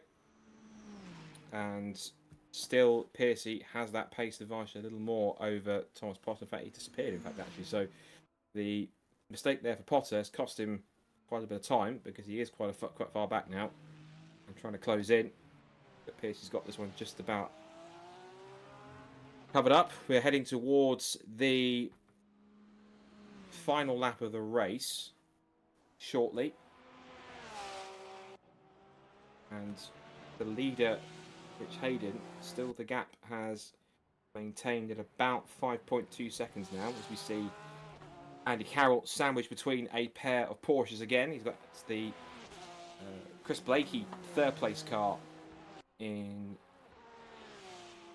front of him, and behind him is Paul Laramie. Carroll, though, setting a personal best in Sector 1, so he is trying to put in a good time here. Let's see what his Sector 2 time is like. Personal best in Sector 2, so he's winding back, but Laramie also goes green in Sector 2 as well. They are pushing towards the end of this stint. Remember, the super soft tyres got below pace, and that was Chris Blakey that was through the shots. Chris Blakey is off at the Porsche curves. I think that's the second time he's done that, or at least he came off here at the exit the Porsche curves. Chris Blakey then, Becky, making a big mistake towards the end, and what could have been a pretty certain third position for him, he's thrown it all away, and is now almost certain to be down the base of the top 5. Yeah, an unlucky incident there, so I'm sure he'll be a little bit annoyed with that, but hopefully just kind of make the most out of the last remaining just over a minute and a half. So, and then yeah, regroup and refocus, ready for the next race. He's been thumping the curves through Ford chicane. It shows he's another crash with the environment, but I think it's just him rifling over the curves in the final chicane. We come towards the start of the last lap. There is Piercy going through the chicane. And has Blakey had another incident? It's come up again showing that he was off the road. But meanwhile, Piercy's teammate Rich Hayden has had this race pretty much under control since he took over after the pit stops. And it was the choice of the super soft tyre that was pretty inspired. The thing is, though, I think his advantage, Becky, might well be short-lived in race 2, because I imagine that Jack Smith will know exactly what tyre he needs to be on for the second race. It's to stick on the super soft. And I think it might be a very well different story compared to what we've seen in race number 1. I think Jack's going to be a lot more wise to his tyre selection and possibly give Rich a lot more of a run for his money now that he'll be on the same compound throughout the entire race. I'm pretty sure of it. Yeah, definitely. I don't think Jack's going to make the same mistake again, is he? Don't think we'll be seeing the mediums at all. Yeah, I think everyone is clearly going to go on the super softs. If you look down the running order of people who are on tyres, the only other drivers who are showing as being on soft tyres or anything other than the super softs are, apart from Jack Smith, Catherine Potter, who's on the soft tyre, Kenny Press is on the soft tyre, and also so too is Sam Walton, who's in the Porsche as well, also on soft tyres. So it seems as though that the longer straights here is actually benefiting the super soft tyres, because it means that with such long straights in the fast sections, you're not using as much of the tyres you would in a lot of the high-speed corners. And the high-speed sections, where you've got the fast run through the first corner, through the Dunlop S's, through Turret Rouge, through the S's before Turret Rouge, and also in particular that fast sweep at Indianapolis and the Porsche curves. There's the only real points that you'll be putting a lot of stress onto the tyre, whereas the fast sections here, Becky, don't put as much strain on it. And therefore, I think that's why the super soft has surprised quite a few and actually worked out pretty well. And I think that it's possibly even surprised Rich. I don't think he expected to be on the super soft tyre, but it's certainly helped him in that first stint. Lasted longer than I think even he thought. And it's helped him to put himself into a position where he's about to, all being well, put himself onto the top step of the podium and take a victory in this first race of a night at Le Mans. Yeah, great race. And I wonder if it's in the back of Jack's mind a little bit with how much ballast he's got. Obviously, with leading the championship, if he generally thought the super softs weren't going to last as long for him, so went for a safer option, but obviously didn't quite work out this time round. Up into the Porsche curves of what should be the last time. I should know this information, but I couldn't quite remember if they did 30 minutes plus one lap, or it was simply just as soon as they got to the end of the timer, that's when the checkered flag happened. We'll wait and see when they come to the line. So Rich Hayden makes his way out of the Porsche curves, up towards the Porsche chicane for what should be the last time. And we'll see if he gets checkered or 1 lap to go this time by. But Rich Hayden, since he took the lead after his pit stop, is certainly going to be pretty happy with his evening's work so far, if this is indeed the last lap. He makes his way towards the start and finish line, up to the checkered flag as he weaves with delight. And it is a victory for Rich Hayden in the first race of the evening of round 5 of the VRRC World Endurance League. Second place to champion leader Jack Smith. I think he might will come back next time in race 2 in a short while on those super soft tyres and be a little bit closer. And as for Andy Carroll, well, all the Porsches around him fell away and didn't give him much trouble. They all tripped over themselves. They all made their own mistakes. So Andy will be absolutely delighted with being best of the rest behind the top 2 Ferraris. He takes a very well-earned and impressive 3rd place. As for the Porsches, they might feel a little bit sorry for themselves, but the Paul Laramie's the best of the Porsches in 4th place. It's going to be, I think, Lee Piercy, yes, in 5th position to make it 2 of the same team cars, both Rich and Lee in the top 5. And then Chris Blakey in 6th. That'll be followed then by Alex Walker, Thomas Potter, who dropped all the way back down to 8th. And then it's Catherine Potter and Kenny Press in the top 10. And that was a race, I think, where, once again, given form, Becky, we anticipated that Jack Smith was going to be the one that would pull away. But the Porsches got the great start from off the line. And then the pit stops, it was Hayden who made that inspired choice to go on the super soft tyres. They lasted for the whole of the first stint. He had that great pace towards the end of it. Managed to get close on the exit after the pit stop. Took the lead on lap 5 after the stops. And then from there, Becky just never looked back and took his first win. Yeah, it was a great race from Rich there. Really good call on the tyre choice, and they held on right till the end, didn't they? Certainly did. And we see here Catherine Potter. Not a great first race for the Potters collectively. I'm sure that 8th and 9th is not what they were hoping for. Well, Catherine will sure be happy with a decent result inside the top 10, but Thomas will be, I imagine, deeply frustrated with not being up there towards the front. But certainly 8th is not where he wanted to be. And I'm certain, given that there are some, I think there are drop scores in this championship, that I think will be one of his worst results that he will have to possibly get rid of. Or if he's used up a lot of them, maybe even have to cope with it in his final total in the end. So, spin there for one of our cars towards the rear. That's 11th place, John Jones in the Porsche. But the race 1 has wrapped up here with a victory for Rich Hayden in the Ferrari, and quite a victory at that over the championship leader. We'll find out what he and the rest of the top 3 thoughts about that in a moment's time on the other side of this ad break. Stay tuned.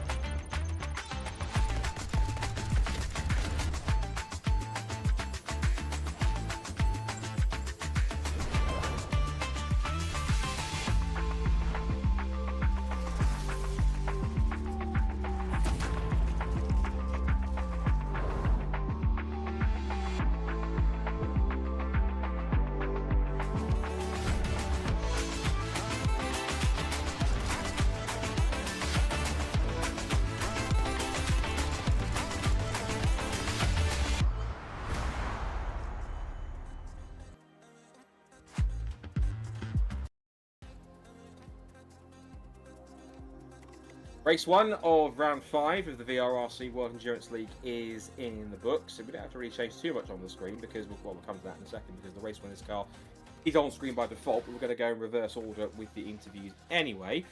A 3rd place, maybe slightly surprised, but with a really decent run of pit stops, at least getting himself a good pit strategy, is Andy Carroll in 3rd place. Andy, welcome back to the top 3. I guess, hopefully it's not too rude to say, a slightly surprising result for 3rd place. Are you as surprised getting 3rd place as maybe we were? Because that's a heck of a result, given some of the Porsches had some great pace at a circuit like this, and you managed to outfox them all. Yeah, I thought I might be around, 3, 4, 5, somewhere like that. And it's always going to be a question of, trying not to get involved in any incidents. Just try and keep it on the track, point it straight. And yeah, I was, thought I could probably do a super soft run. Just about made the softs last 5 laps. And then just kind of from there, I think Chris got me on my out lap. But I think after that, I had strong enough pace, I think, to sort of keep up with him, and then he sort of dropped it into the Porsche curve. So yeah, it was quite pleased with that. So first lap was a bit questionable, sort of dropped about 4 places, about 3 or 4 places in that first lap, just sort of being in the wrong position at the wrong time. But yeah, no, long term, happy with that, absolutely. And of course, a key thing is that obviously you managed to keep the car on the straight and narrow and keep out of trouble totally, whilst, as I mentioned, the Porsches just seem to just keep falling over themselves and falling off the road. So you basically, to say the cliche phrase, you kept a cool head whilst all the Porsches lost theirs. Yeah, I think the Porsche's quick but edgy, which I think is probably what you saw there.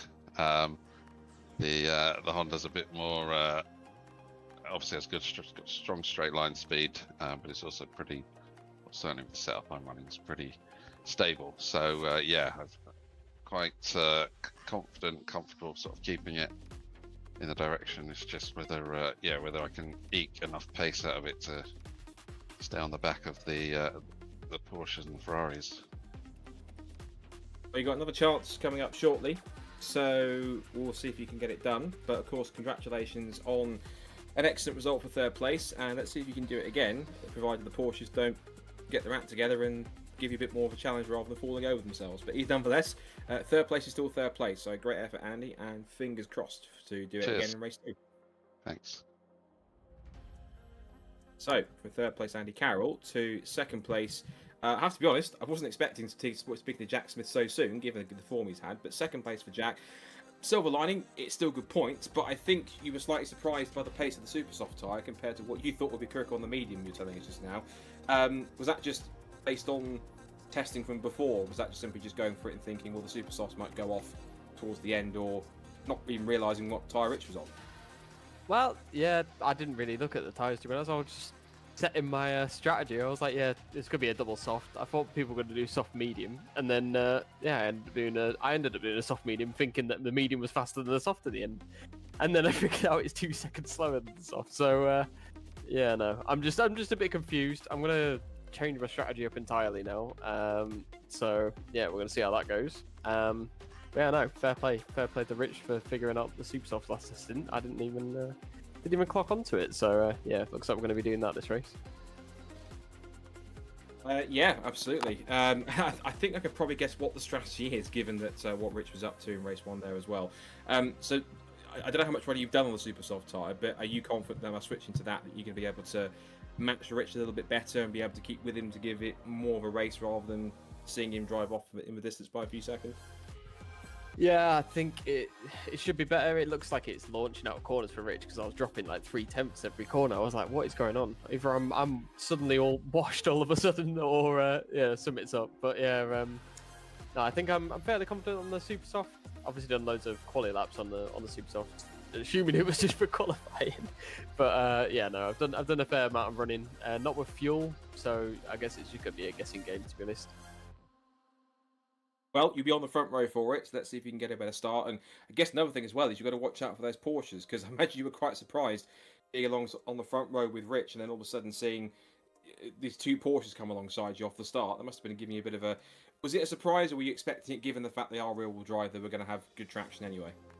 Yeah, I had a bit of a bog coming off the line, so I had a terrible start. I just sort of dropped down, and then I was like, oh, there we go. And everyone just passed me. So yeah, it's just one of them. But yeah, we'll try and have a better start this race. Good stuff. We'll let you go and get lined up, because we've got a couple of minutes to go. So well done on second. See if you can win it next time. Cheers, mate. Thank you. Good stuff. And we'll very quickly rattle through our race winner. And well, Rich Hayden himself in front. And I think you've made something rare this season, Rich. You've outfoxed the championship leader and surprised him with a tyre strategy. You said that just in between adverts that you had to try and get 1 in to try and beat him. But nonetheless, tyre strategy or not, it was a legitimate victory and one that was pretty well executed. So well done on doing something I think many people probably predicted they couldn't do. Yeah, thank you. I did 104 laps of practice, so I've done all types of laps on all the different tyres. Did a lot of spreadsheet work on the lap times and figuring out which was the best combinations. And then myself and Lee, my teammate, we had a quick conversation, and the super softs drop off a cliff on lap 4 if you if you push them. But if we turn up the traction control, turn up the ABS slightly, don't go into first gear on some of the corners, use second gear, it kind of saves the tyres quite a lot, so we can eke it out. So the last half of the lap 4, they start to drop off. So the last half of lap 4, you really need to be careful. But other than that, we're all good. I think so. We could talk longer, but we've got race 2 to come. So we'll get you on pole position and get you in the circle. But well done, and we'll see if you can make it 2 from 3. Or if Jack has figured you out, I might be able to possibly beat you. But we'll see what happens and go from there. He'll get me in this race for sure. Cheers, guys. We'll see. We'll see. Best of luck, Rich. Congratulations. Right, we are quickly getting into race number 2. We've got about a minute to go before that begins, so we'll get underway.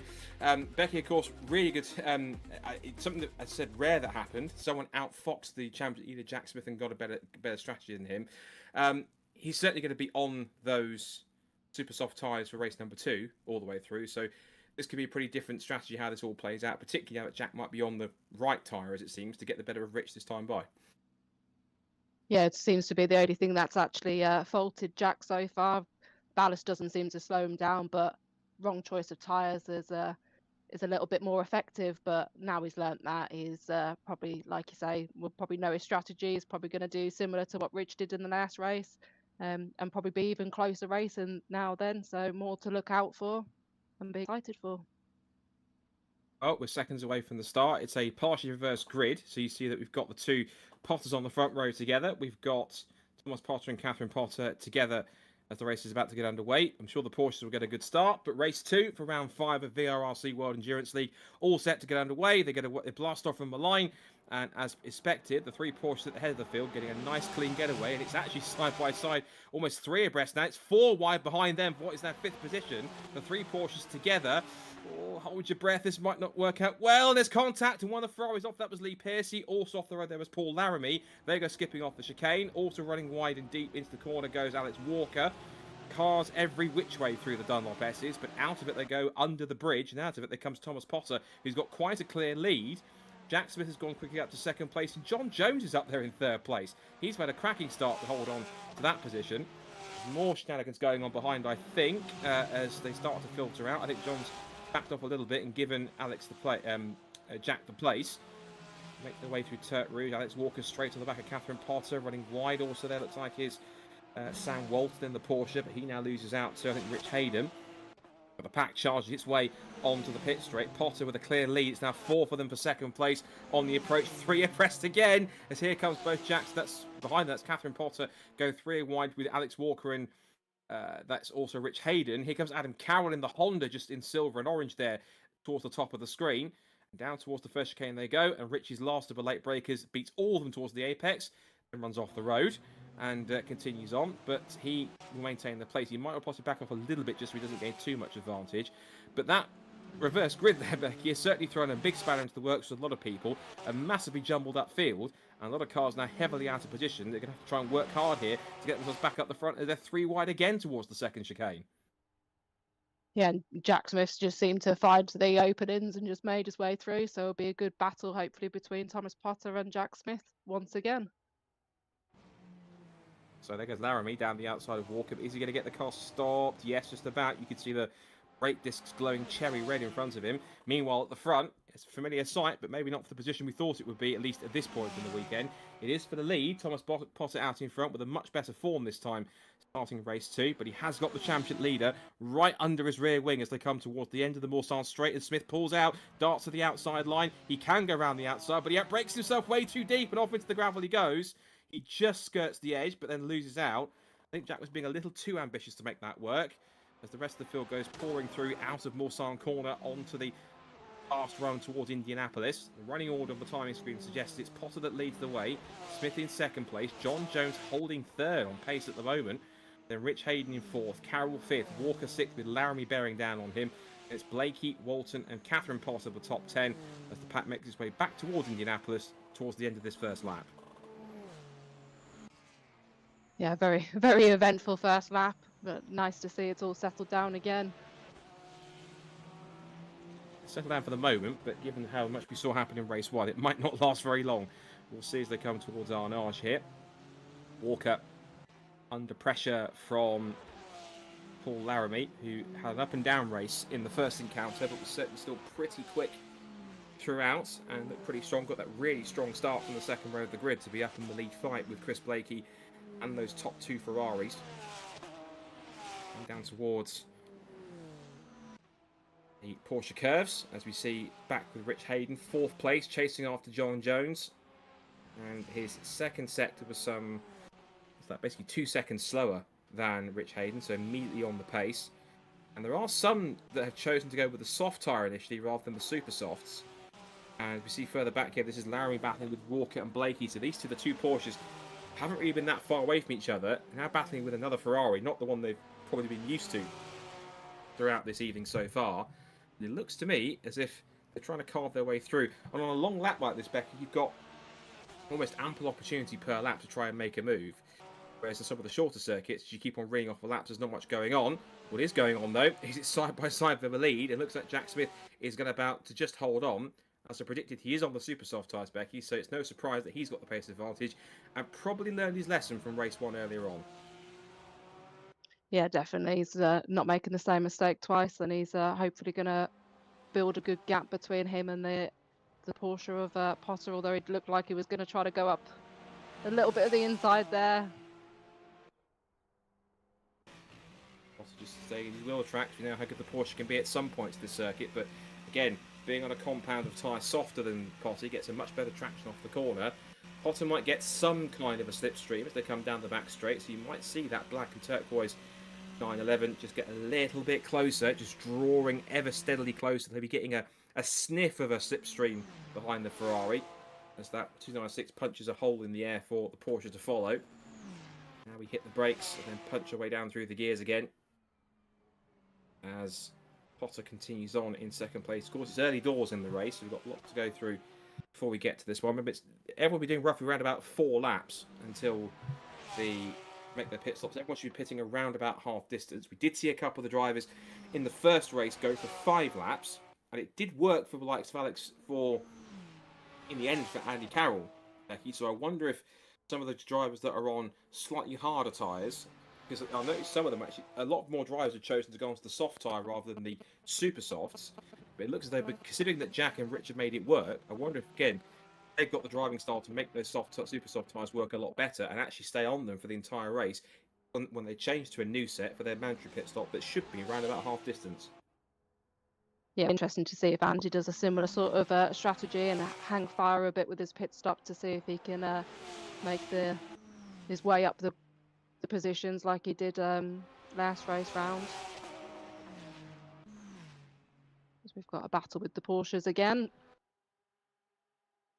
Yep, it's the usual suspect. Potter's out there, of course, in second position. So this is now between Laramie, Blakey and John Jones, who I thought was about to make quite a dive down the inside, but he was able to anchor it up quick enough in order to hold on. Now, Chris Blakey set the fastest first sector of the race, so he's trying to push on to try and bridge the gap to some of the cars in front. Hayden, of course, has disappeared off in third place. Impressive that Chris has managed that, given that he's on the soft tyre compared to super softs. He's managing to keep the cars in front and around him quite close in contention. He's pulling alongside Laramie where the opportunity might arise, and he goes up the inside in towards the entrance to Indianapolis and makes the move stick into 4th position. So a move completed. And that is now Laramie down to 5th. And then it's Jones, Walker, Piercy, Carroll and Catherine Potter, the top 10, out of the right hand of the 90-degree right of Arnage. And then now the sprint towards the S-bend of the Porsche curves once again on the second time. But out in front as we continue to watch this, it's 1.7, 1.8 seconds already between the leaders. If you look here, a fight between Alex Walker and John Jones over 6th position approaching the Porsche curves.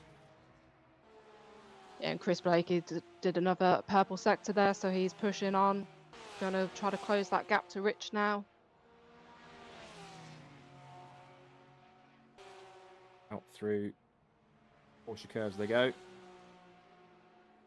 And just looking at that time, yeah, it was, Potter set a personal best, but you're right in saying that Chris Blakey is on that purple, on those purple sectors. He is currently 4 seconds behind Rich Hayden. He works his way through the Ford chicane. He's got Paul Laramie in tow. Let's see what lap time Blakey puts in as he goes across the line. There's a 3:54.255. It's a personal best. It's not the absolute fastest race.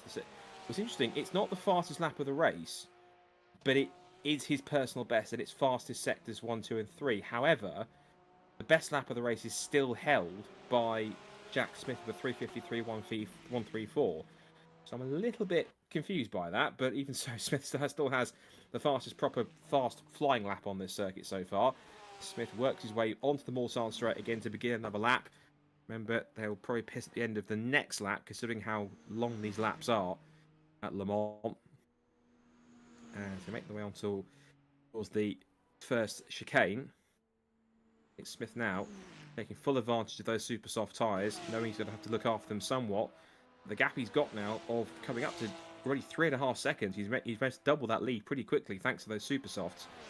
He's going to be in a much more relaxed position by the time he comes in for that pit stop that I imagine is going to be at the end of next lap. Yeah, and definitely not going on to the mediums this time round. Yes, yeah, definitely not. Definitely not. It's going to be interesting to see how he performs in that part. We've got Paul Laramie keeping Chris Blakey company as they make their way down the back straight. And still looking at Lee Pearcey now, who has got a rather feisty run on the back of John Jones. And John, what I've learnt from Rich, he doesn't tend to... Well, he tends to make his car quite wide and quite defensive. But on the long straights here, doesn't really have much of a chance to hold off the Ferrari as he goes tearing down the inside and gets in front into the braking zone before they even turn into the second chicane. And that is a move well done. I'd say Andy Carroll's not as quick as he was in race 1. He might have to possibly employ the same strategy as before and try and run at least a lap longer. He managed to make that work. Whether or not he can actually skip a few more positions, based on the time he's probably losing in this first stint, might be intriguing to see if he can repeat it again, Becky. Yeah, definitely. It'll be interesting to see what his strategy is going to be. With not maybe being as high up as he was hoping. Wait for everybody to do their pits and then, yeah, hang out for a little bit. See if that makes all the difference again and see if he can make it onto the podium again. Quite the task to make it happen, though, because he has got quite a lot of places to make up and a lot of time to make up. So let's just keep an eye on how he decides to make it work. Back towards R&R as they go.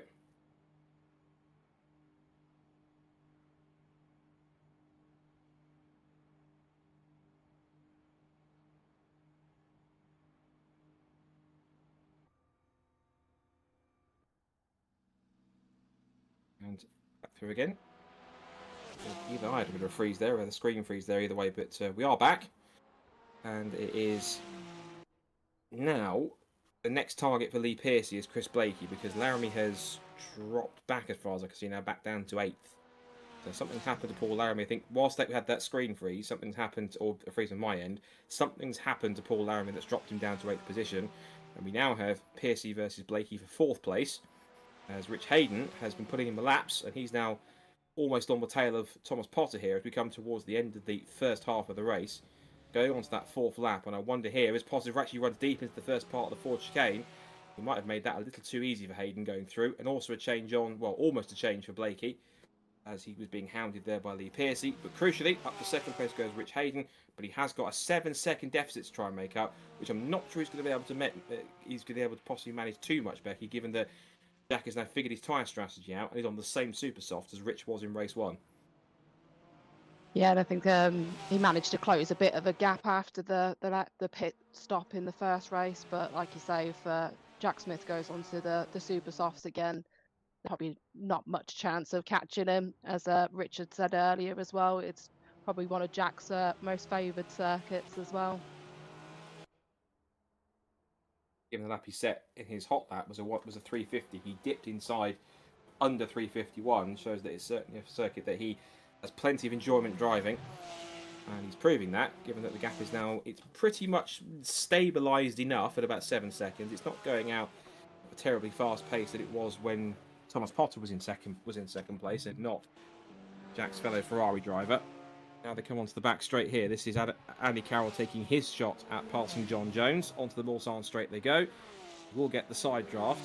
And the Honda just edging its way in front, and he will take 6th position. He's not cleared it just yet, but he's just ever so steadily going through. The Porsche's slightly coming back at him here on the run towards the first chicane, and Blakey in front is running his own race. But later on the brakes into that first chicane goes Andy Carroll, and up into 6th position. Was a little wide on the exit over the run-off tarmac.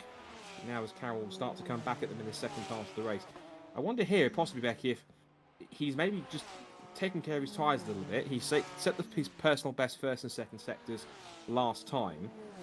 So I wonder if possibly Andy here is, like I suspect he did in race 1, looked after his tyres a little bit, but stayed relatively competitive.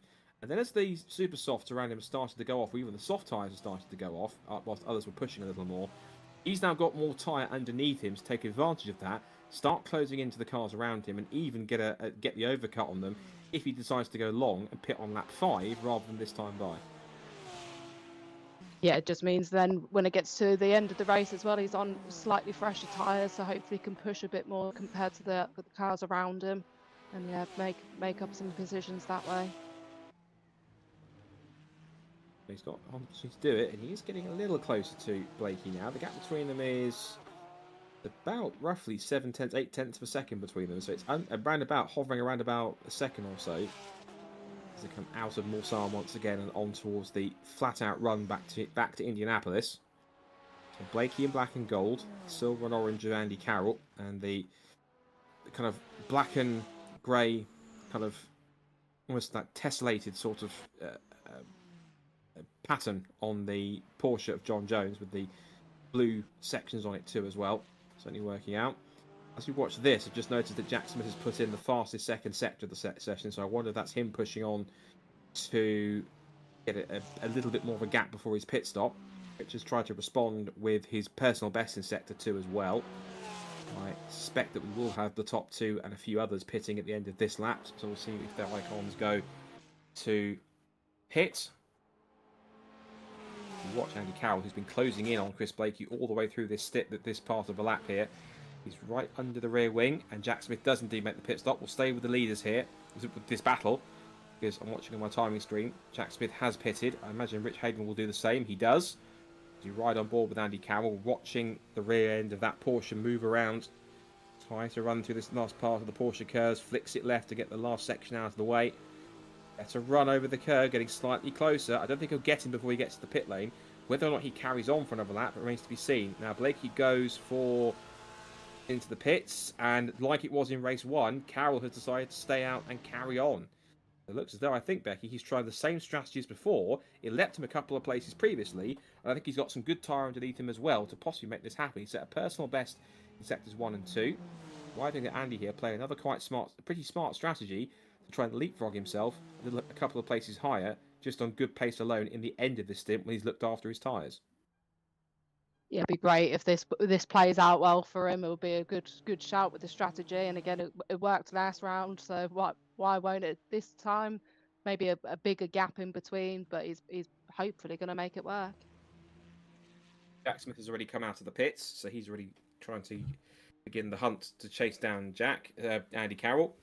And as I did suspect, it's not the medium tyres this time for Jack Smith. He has gone to another set of the Super Softs, which served Rich Hayden so well. He's also out of the pits on Super Softs too. Thomas Potter has also pitted as well, and I think he's come out in 4th, I think. Yes, he has. Thomas Potter's come back out in 4th, but he was in 4th really anyway, given that he'd lost out to Rich Hayden and also the other cars around him. So he's in a net 3rd position, but 4th on the road at the moment because Carroll hasn't pitted. He's the only person. Also, Sam Walton hasn't pitted yet. No, he is in the pits now. Chris Blakey showing has made 2 pit stops, which is interesting. But he's out of the pits anyway. And yeah, there's no apart from everyone else has made a stop, and it says Sam Walton's a 0, but he's in the process of making his pit stop right now. So Andy Carroll is the outlier, Becky. Once again, like it was in race 1, not making that stop on the same lap as everybody else. It's almost certain that Jack will take over the lead again, given that he's still looking pretty strong in Sector 1 on this out lap to try and close in on the Honda.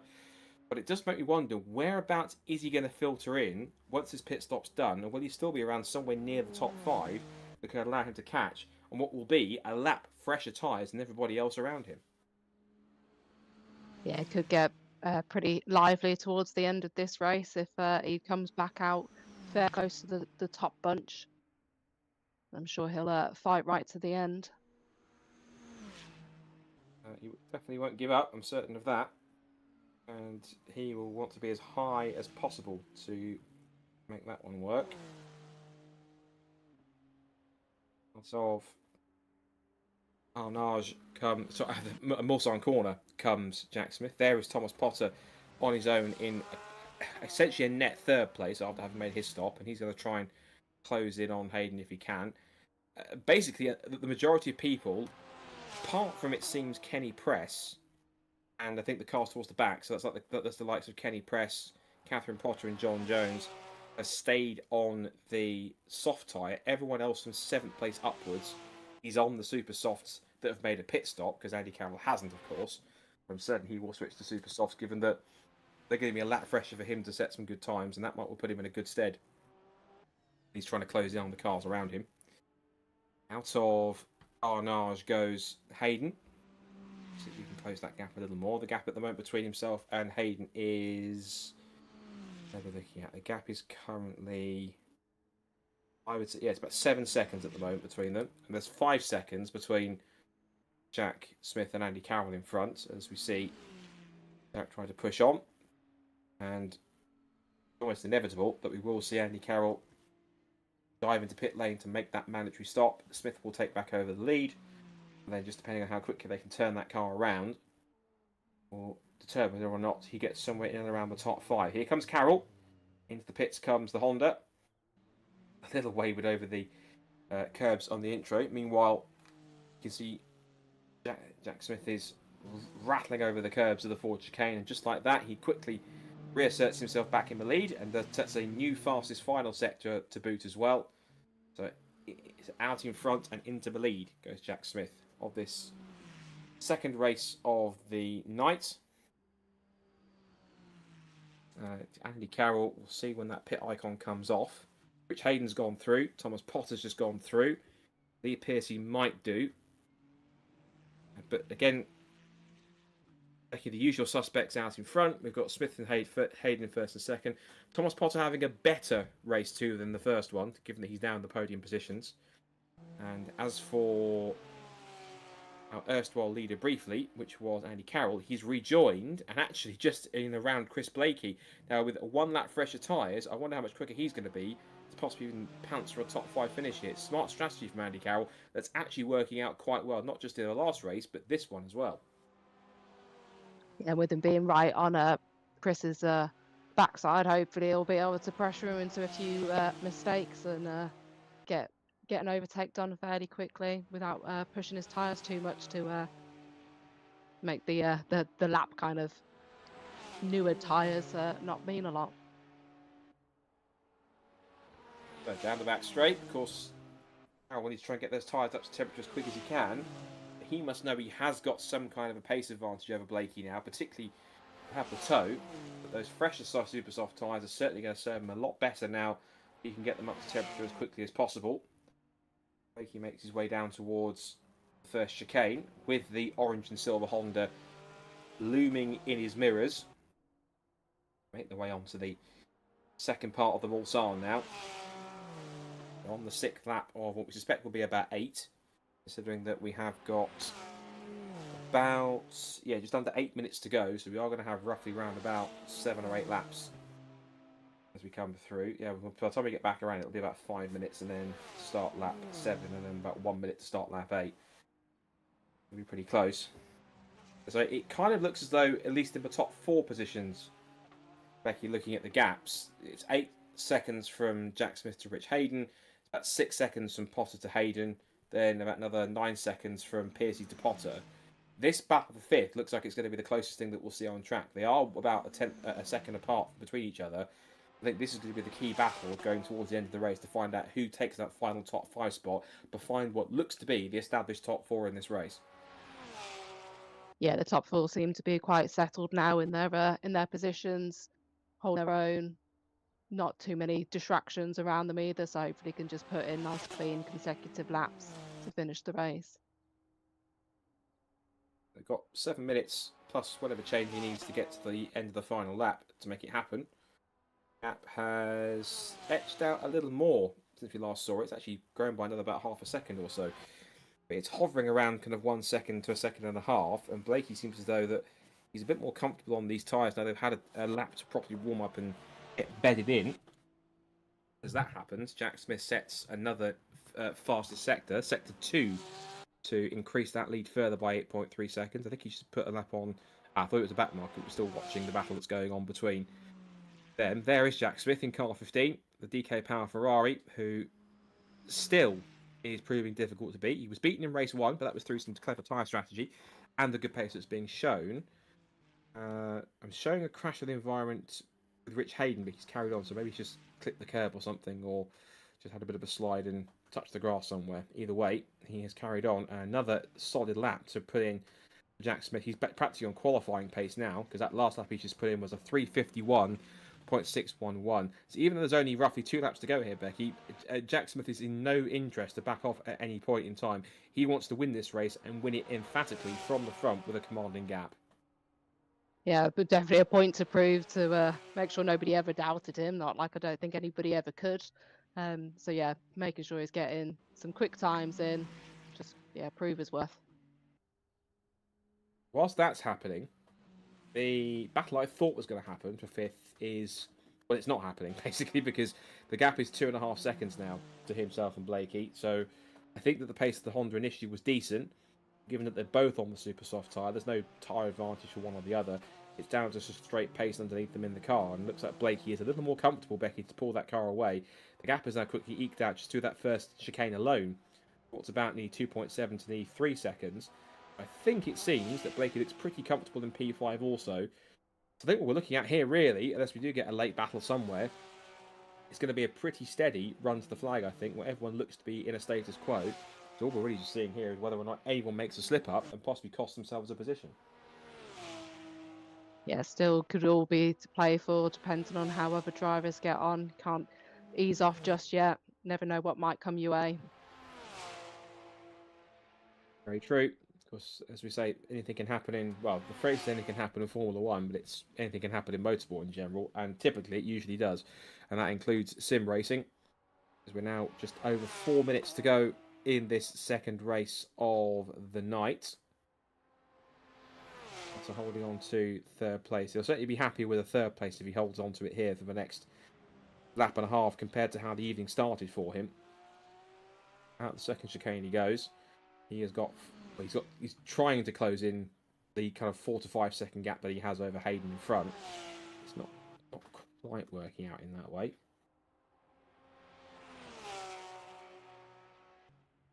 Over the crest he comes, back towards Wilson Corner as we switch back to Andy Carroll. The gap between him and Blakey now is just over 3 seconds.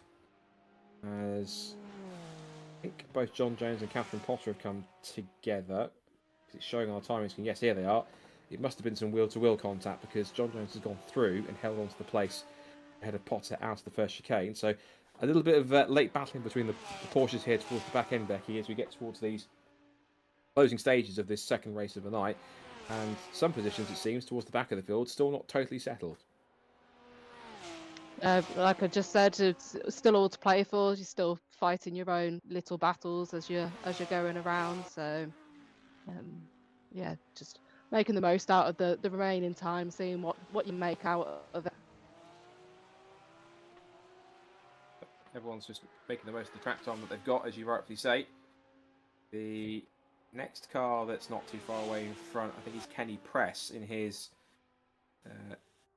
GTM Evo 2. We haven't seen this car really at all tonight, but Kenny Press in the 7-Up Jordan-inspired liveried Audi R8. You can see this car in the field as it makes its way out of the Mulsanne corner, holding station in 8th place with Kenny Press at the wheel. I think it's just about the only car we haven't seen all night just yet, so good to have the Audi on camera as we head towards the final lap of this endurance race. And as we see Paul Laramie turn his way out onto Arnage, this is going to be quite a crucial win, all things considered, for Jack Smith. It gets him back on track with another victory and to maintain his points lead. His teammate wasn't here this evening, so any points he gained on him was going to be nothing but a bonus. And then you have the likes of Thomas Potter and Chris Blakey and others who are immediately behind in the point standings, and also including Rich Hayden, whose victory, and of course I'm sure his erstwhile second place that looks set to be his, provided he gets around the final lap without too much trouble, is going to help him shoot up the table. So not an entirely dramatic night of racing, but it's certainly results that are going to be very key for the championship, particularly those fighting at the top. If they could stay here and just maintain where they are for the next 8.5 miles, it's going to be more really good points banked before the next round coming up next time out. Yeah, and I know Jack said he's probably looking at taking a few drop rounds coming up with going off on holiday. So he said he's going to make the most out of as many wins as he can get before then. So I bet he's a little upset with only getting P2 last time. But yeah, this win will definitely give him that boost again. And if anything, it's just crucial points for the championship. And again, to further extend that lead, so that when he does come back, Mark will find himself in a bit more of a title fight and find himself embroiled in trying to extend that gap even more. We'll carry on watching Lee. So just saw Lee Pearcey there. We've just gone back to Thomas Potter in third position, who's just ahead of Pearcey by about nearly 10 seconds. Out of the first chicane comes Potter. And now the sprint up the hill, or this not up the hill, but up the straight. The second part of Mulsanne towards that second chicane. And Potter will certainly be happy, given that he's been in pretty good form the last two meetings. Scored 44 points in both. So to get himself back into a podium place after a pretty tumultuous first race will be a good silver lining. It'll be an evening of two halves, an event of two halves. But those, again, points for third position that he'll pick up, Becky, are going to be pretty crucial to counteract the result he had in race one. And certainly if he wants to keep himself at least in the fight for a podium spot in the championship come the season end, he's going the right way about it.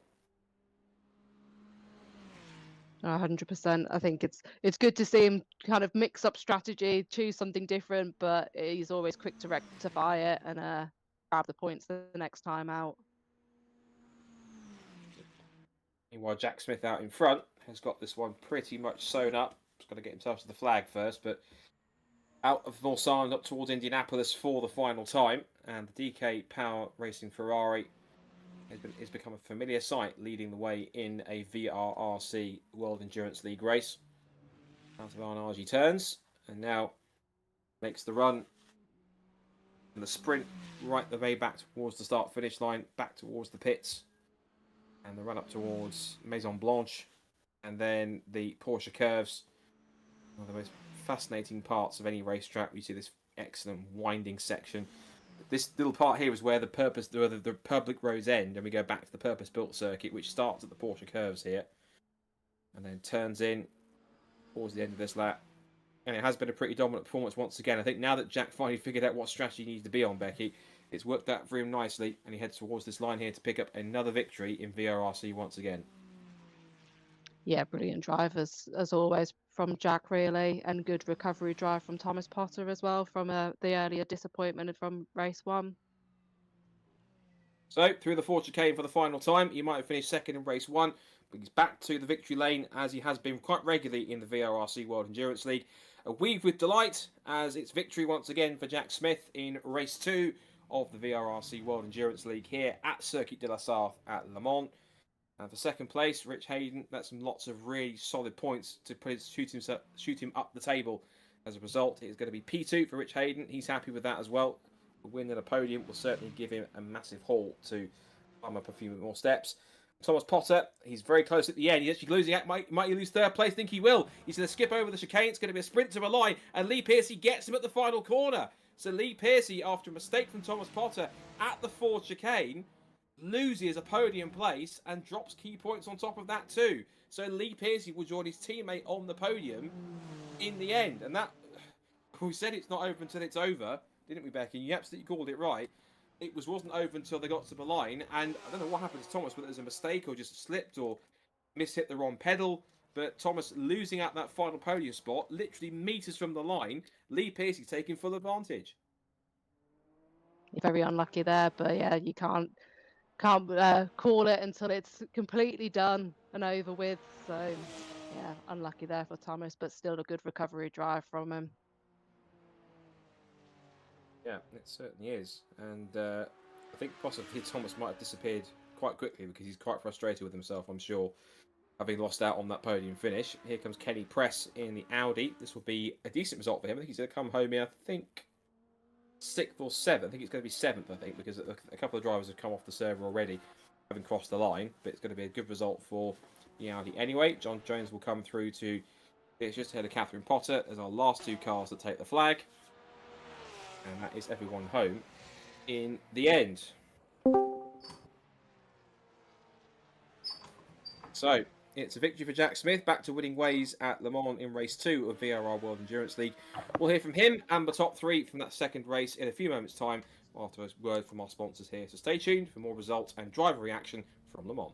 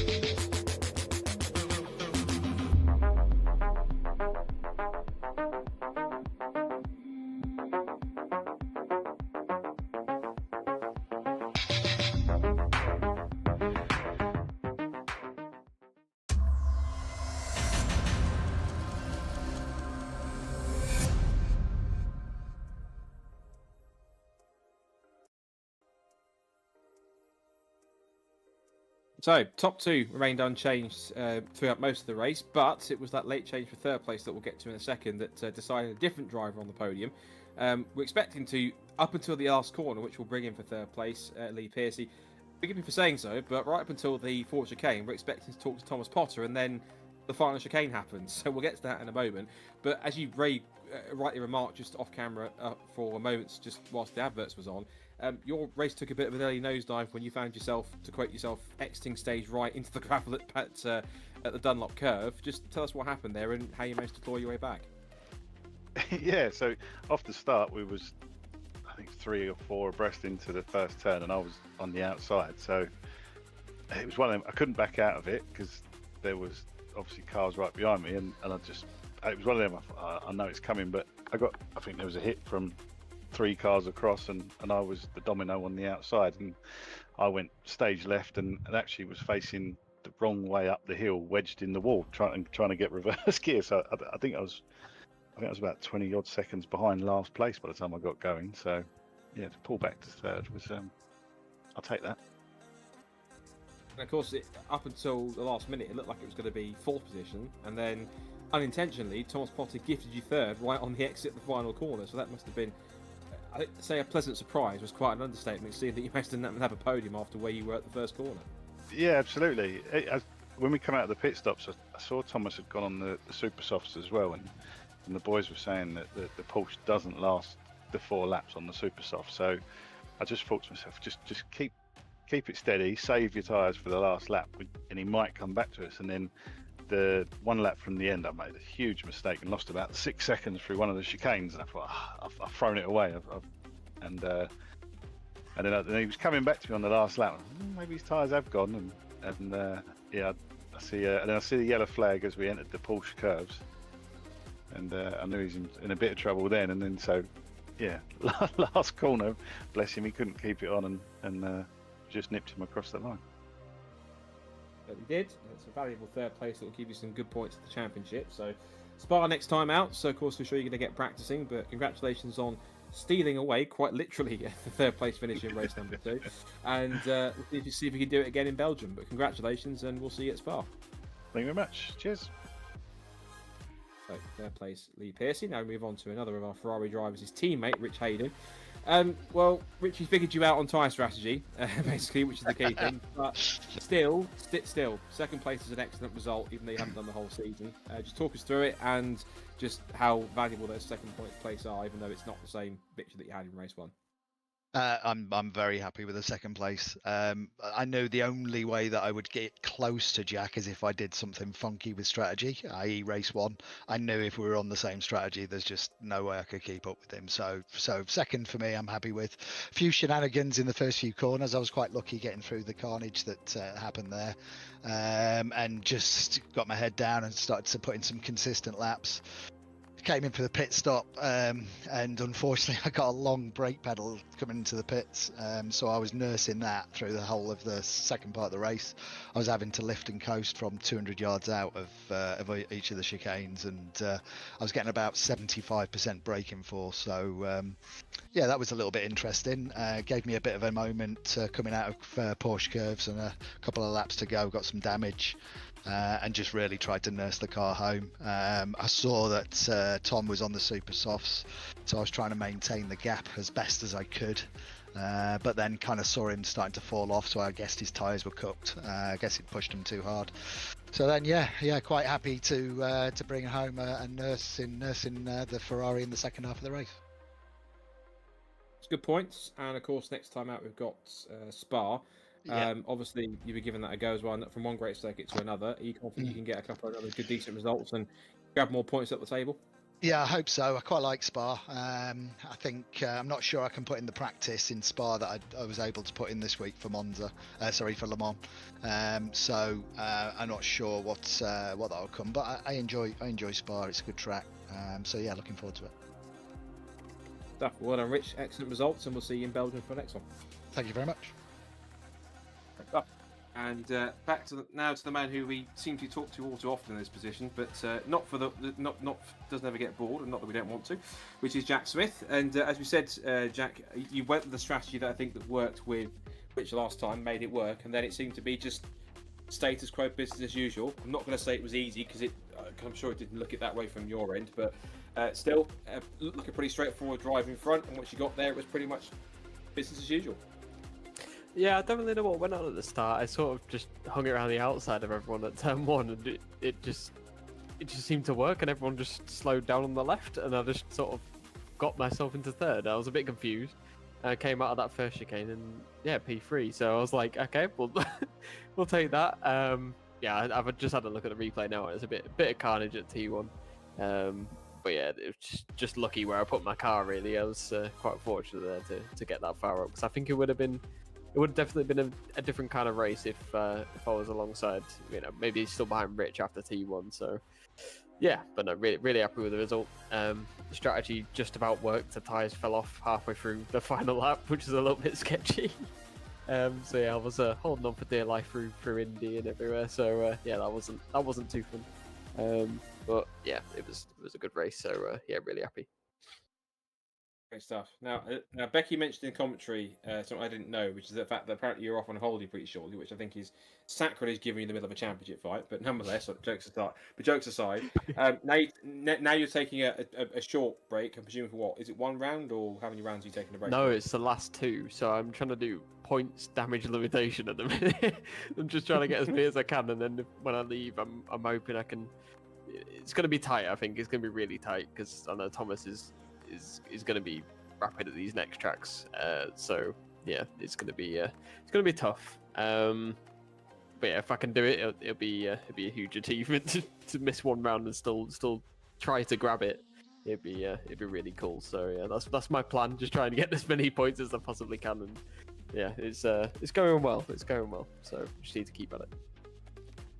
And that's going to obviously be crucial getting good results at Spa, of course, if you are going to be away for those rounds as well. So critically, you're going to have to be really on your A game to get yourself, hopefully another couple of wins, and put yourself in that position where the rounds that you do have to miss, the results you've got are more than enough to get the set sealed up, even though you don't make them. Yeah, exactly. That's my sort of thought process. I just need to maximize every round, really, and if I can put the work in and get the results, then yeah, hopefully we can hold on to it. I'm not really sure about the maths at the minute. I'm not sure whether it's possible at the minute, but yeah, I'm just going to try and get as many points as I can to see what happens. Yeah, we'll just see how it goes from there. Great stuff. Well, congratulations on the win in the second place, trading them with Rich out throughout the evening. And fingers crossed that it puts you in a good stead for Spa, where you can get the results that you need so that you can go on a break pretty much kind of almost worry-free of the points that you've got going forwards for the title. But nonetheless, another good evening's racing, and we'll see you next time at Spa to see how you get on. Yeah, thank you very much. And just quick shout out to everyone. Just a quick shout out to my parents. Ollie's in the room. He's here. He's actually not absent. He is in the room. So he's been watching. My girlfriend's home watching as well. And then thank you to all the sponsors, DK Power, Sherburne Mobility Centre, and Hop Cavern and Zandvoort Motor Services. They've always been really good to me. So yeah, just really happy to have them on board. Great stuff. Congratulations. We'll see you at Spa. Cheers, mate. Thank you. Good stuff. So that concludes another evening of racing in the VRRC World Endurance League. And before we close off, we're looking at the next round. Becky, great to have you on the Co-Coms tonight. Give us your thoughts on what's happened tonight. Victories for Rich and for Jack as well. Good points to the championship for both. Some drivers had a few mishaps and lost their head a little bit. Others managed to get some really good results and cause up a couple of upsets. A night where just about almost everything's really happened, and it's all turned out to be another entertaining evening's worth of racing. It's been an absolute pleasure once again. Yeah, definitely a few upsets and unexpected outcomes we weren't necessarily expecting, but it's been enjoyable nonetheless. Excellent. Well, thank you once again for being on Co-Coms. It's been really great to have you input, and you working alongside. It's been great to have. This is kind of, for the moment at least, my last run for VRRC. I'm sure I might pop up at some point in the future in another series somewhere, but at least for this series, that's me done for this one. For the last 3 rounds, you're back to your regular voice, the dulcet tones of Mr. Richard John Neal, who have his own co-commentators of various different types throughout the last 3 rounds. Speaking of the next rounds, we head from one great circuit to another, only across the border from France into Belgium, and the all-conquering and all-famous Circuit de Spa-Francorchamps. It's going to be quite a spectacle for round 6 of the championship. But on behalf of myself, Scott Woodwiss, from Becky Aparicio, from Rich Hayden, and everyone at VRRC, and everyone involved in the series, thanks for watching, and catch us next time when Richard will be back once again on the microphone for round 6 of the VRRC World Endurance League at Spa-Francorchamps. But until then, we shall see you next time, next week. Bye for now.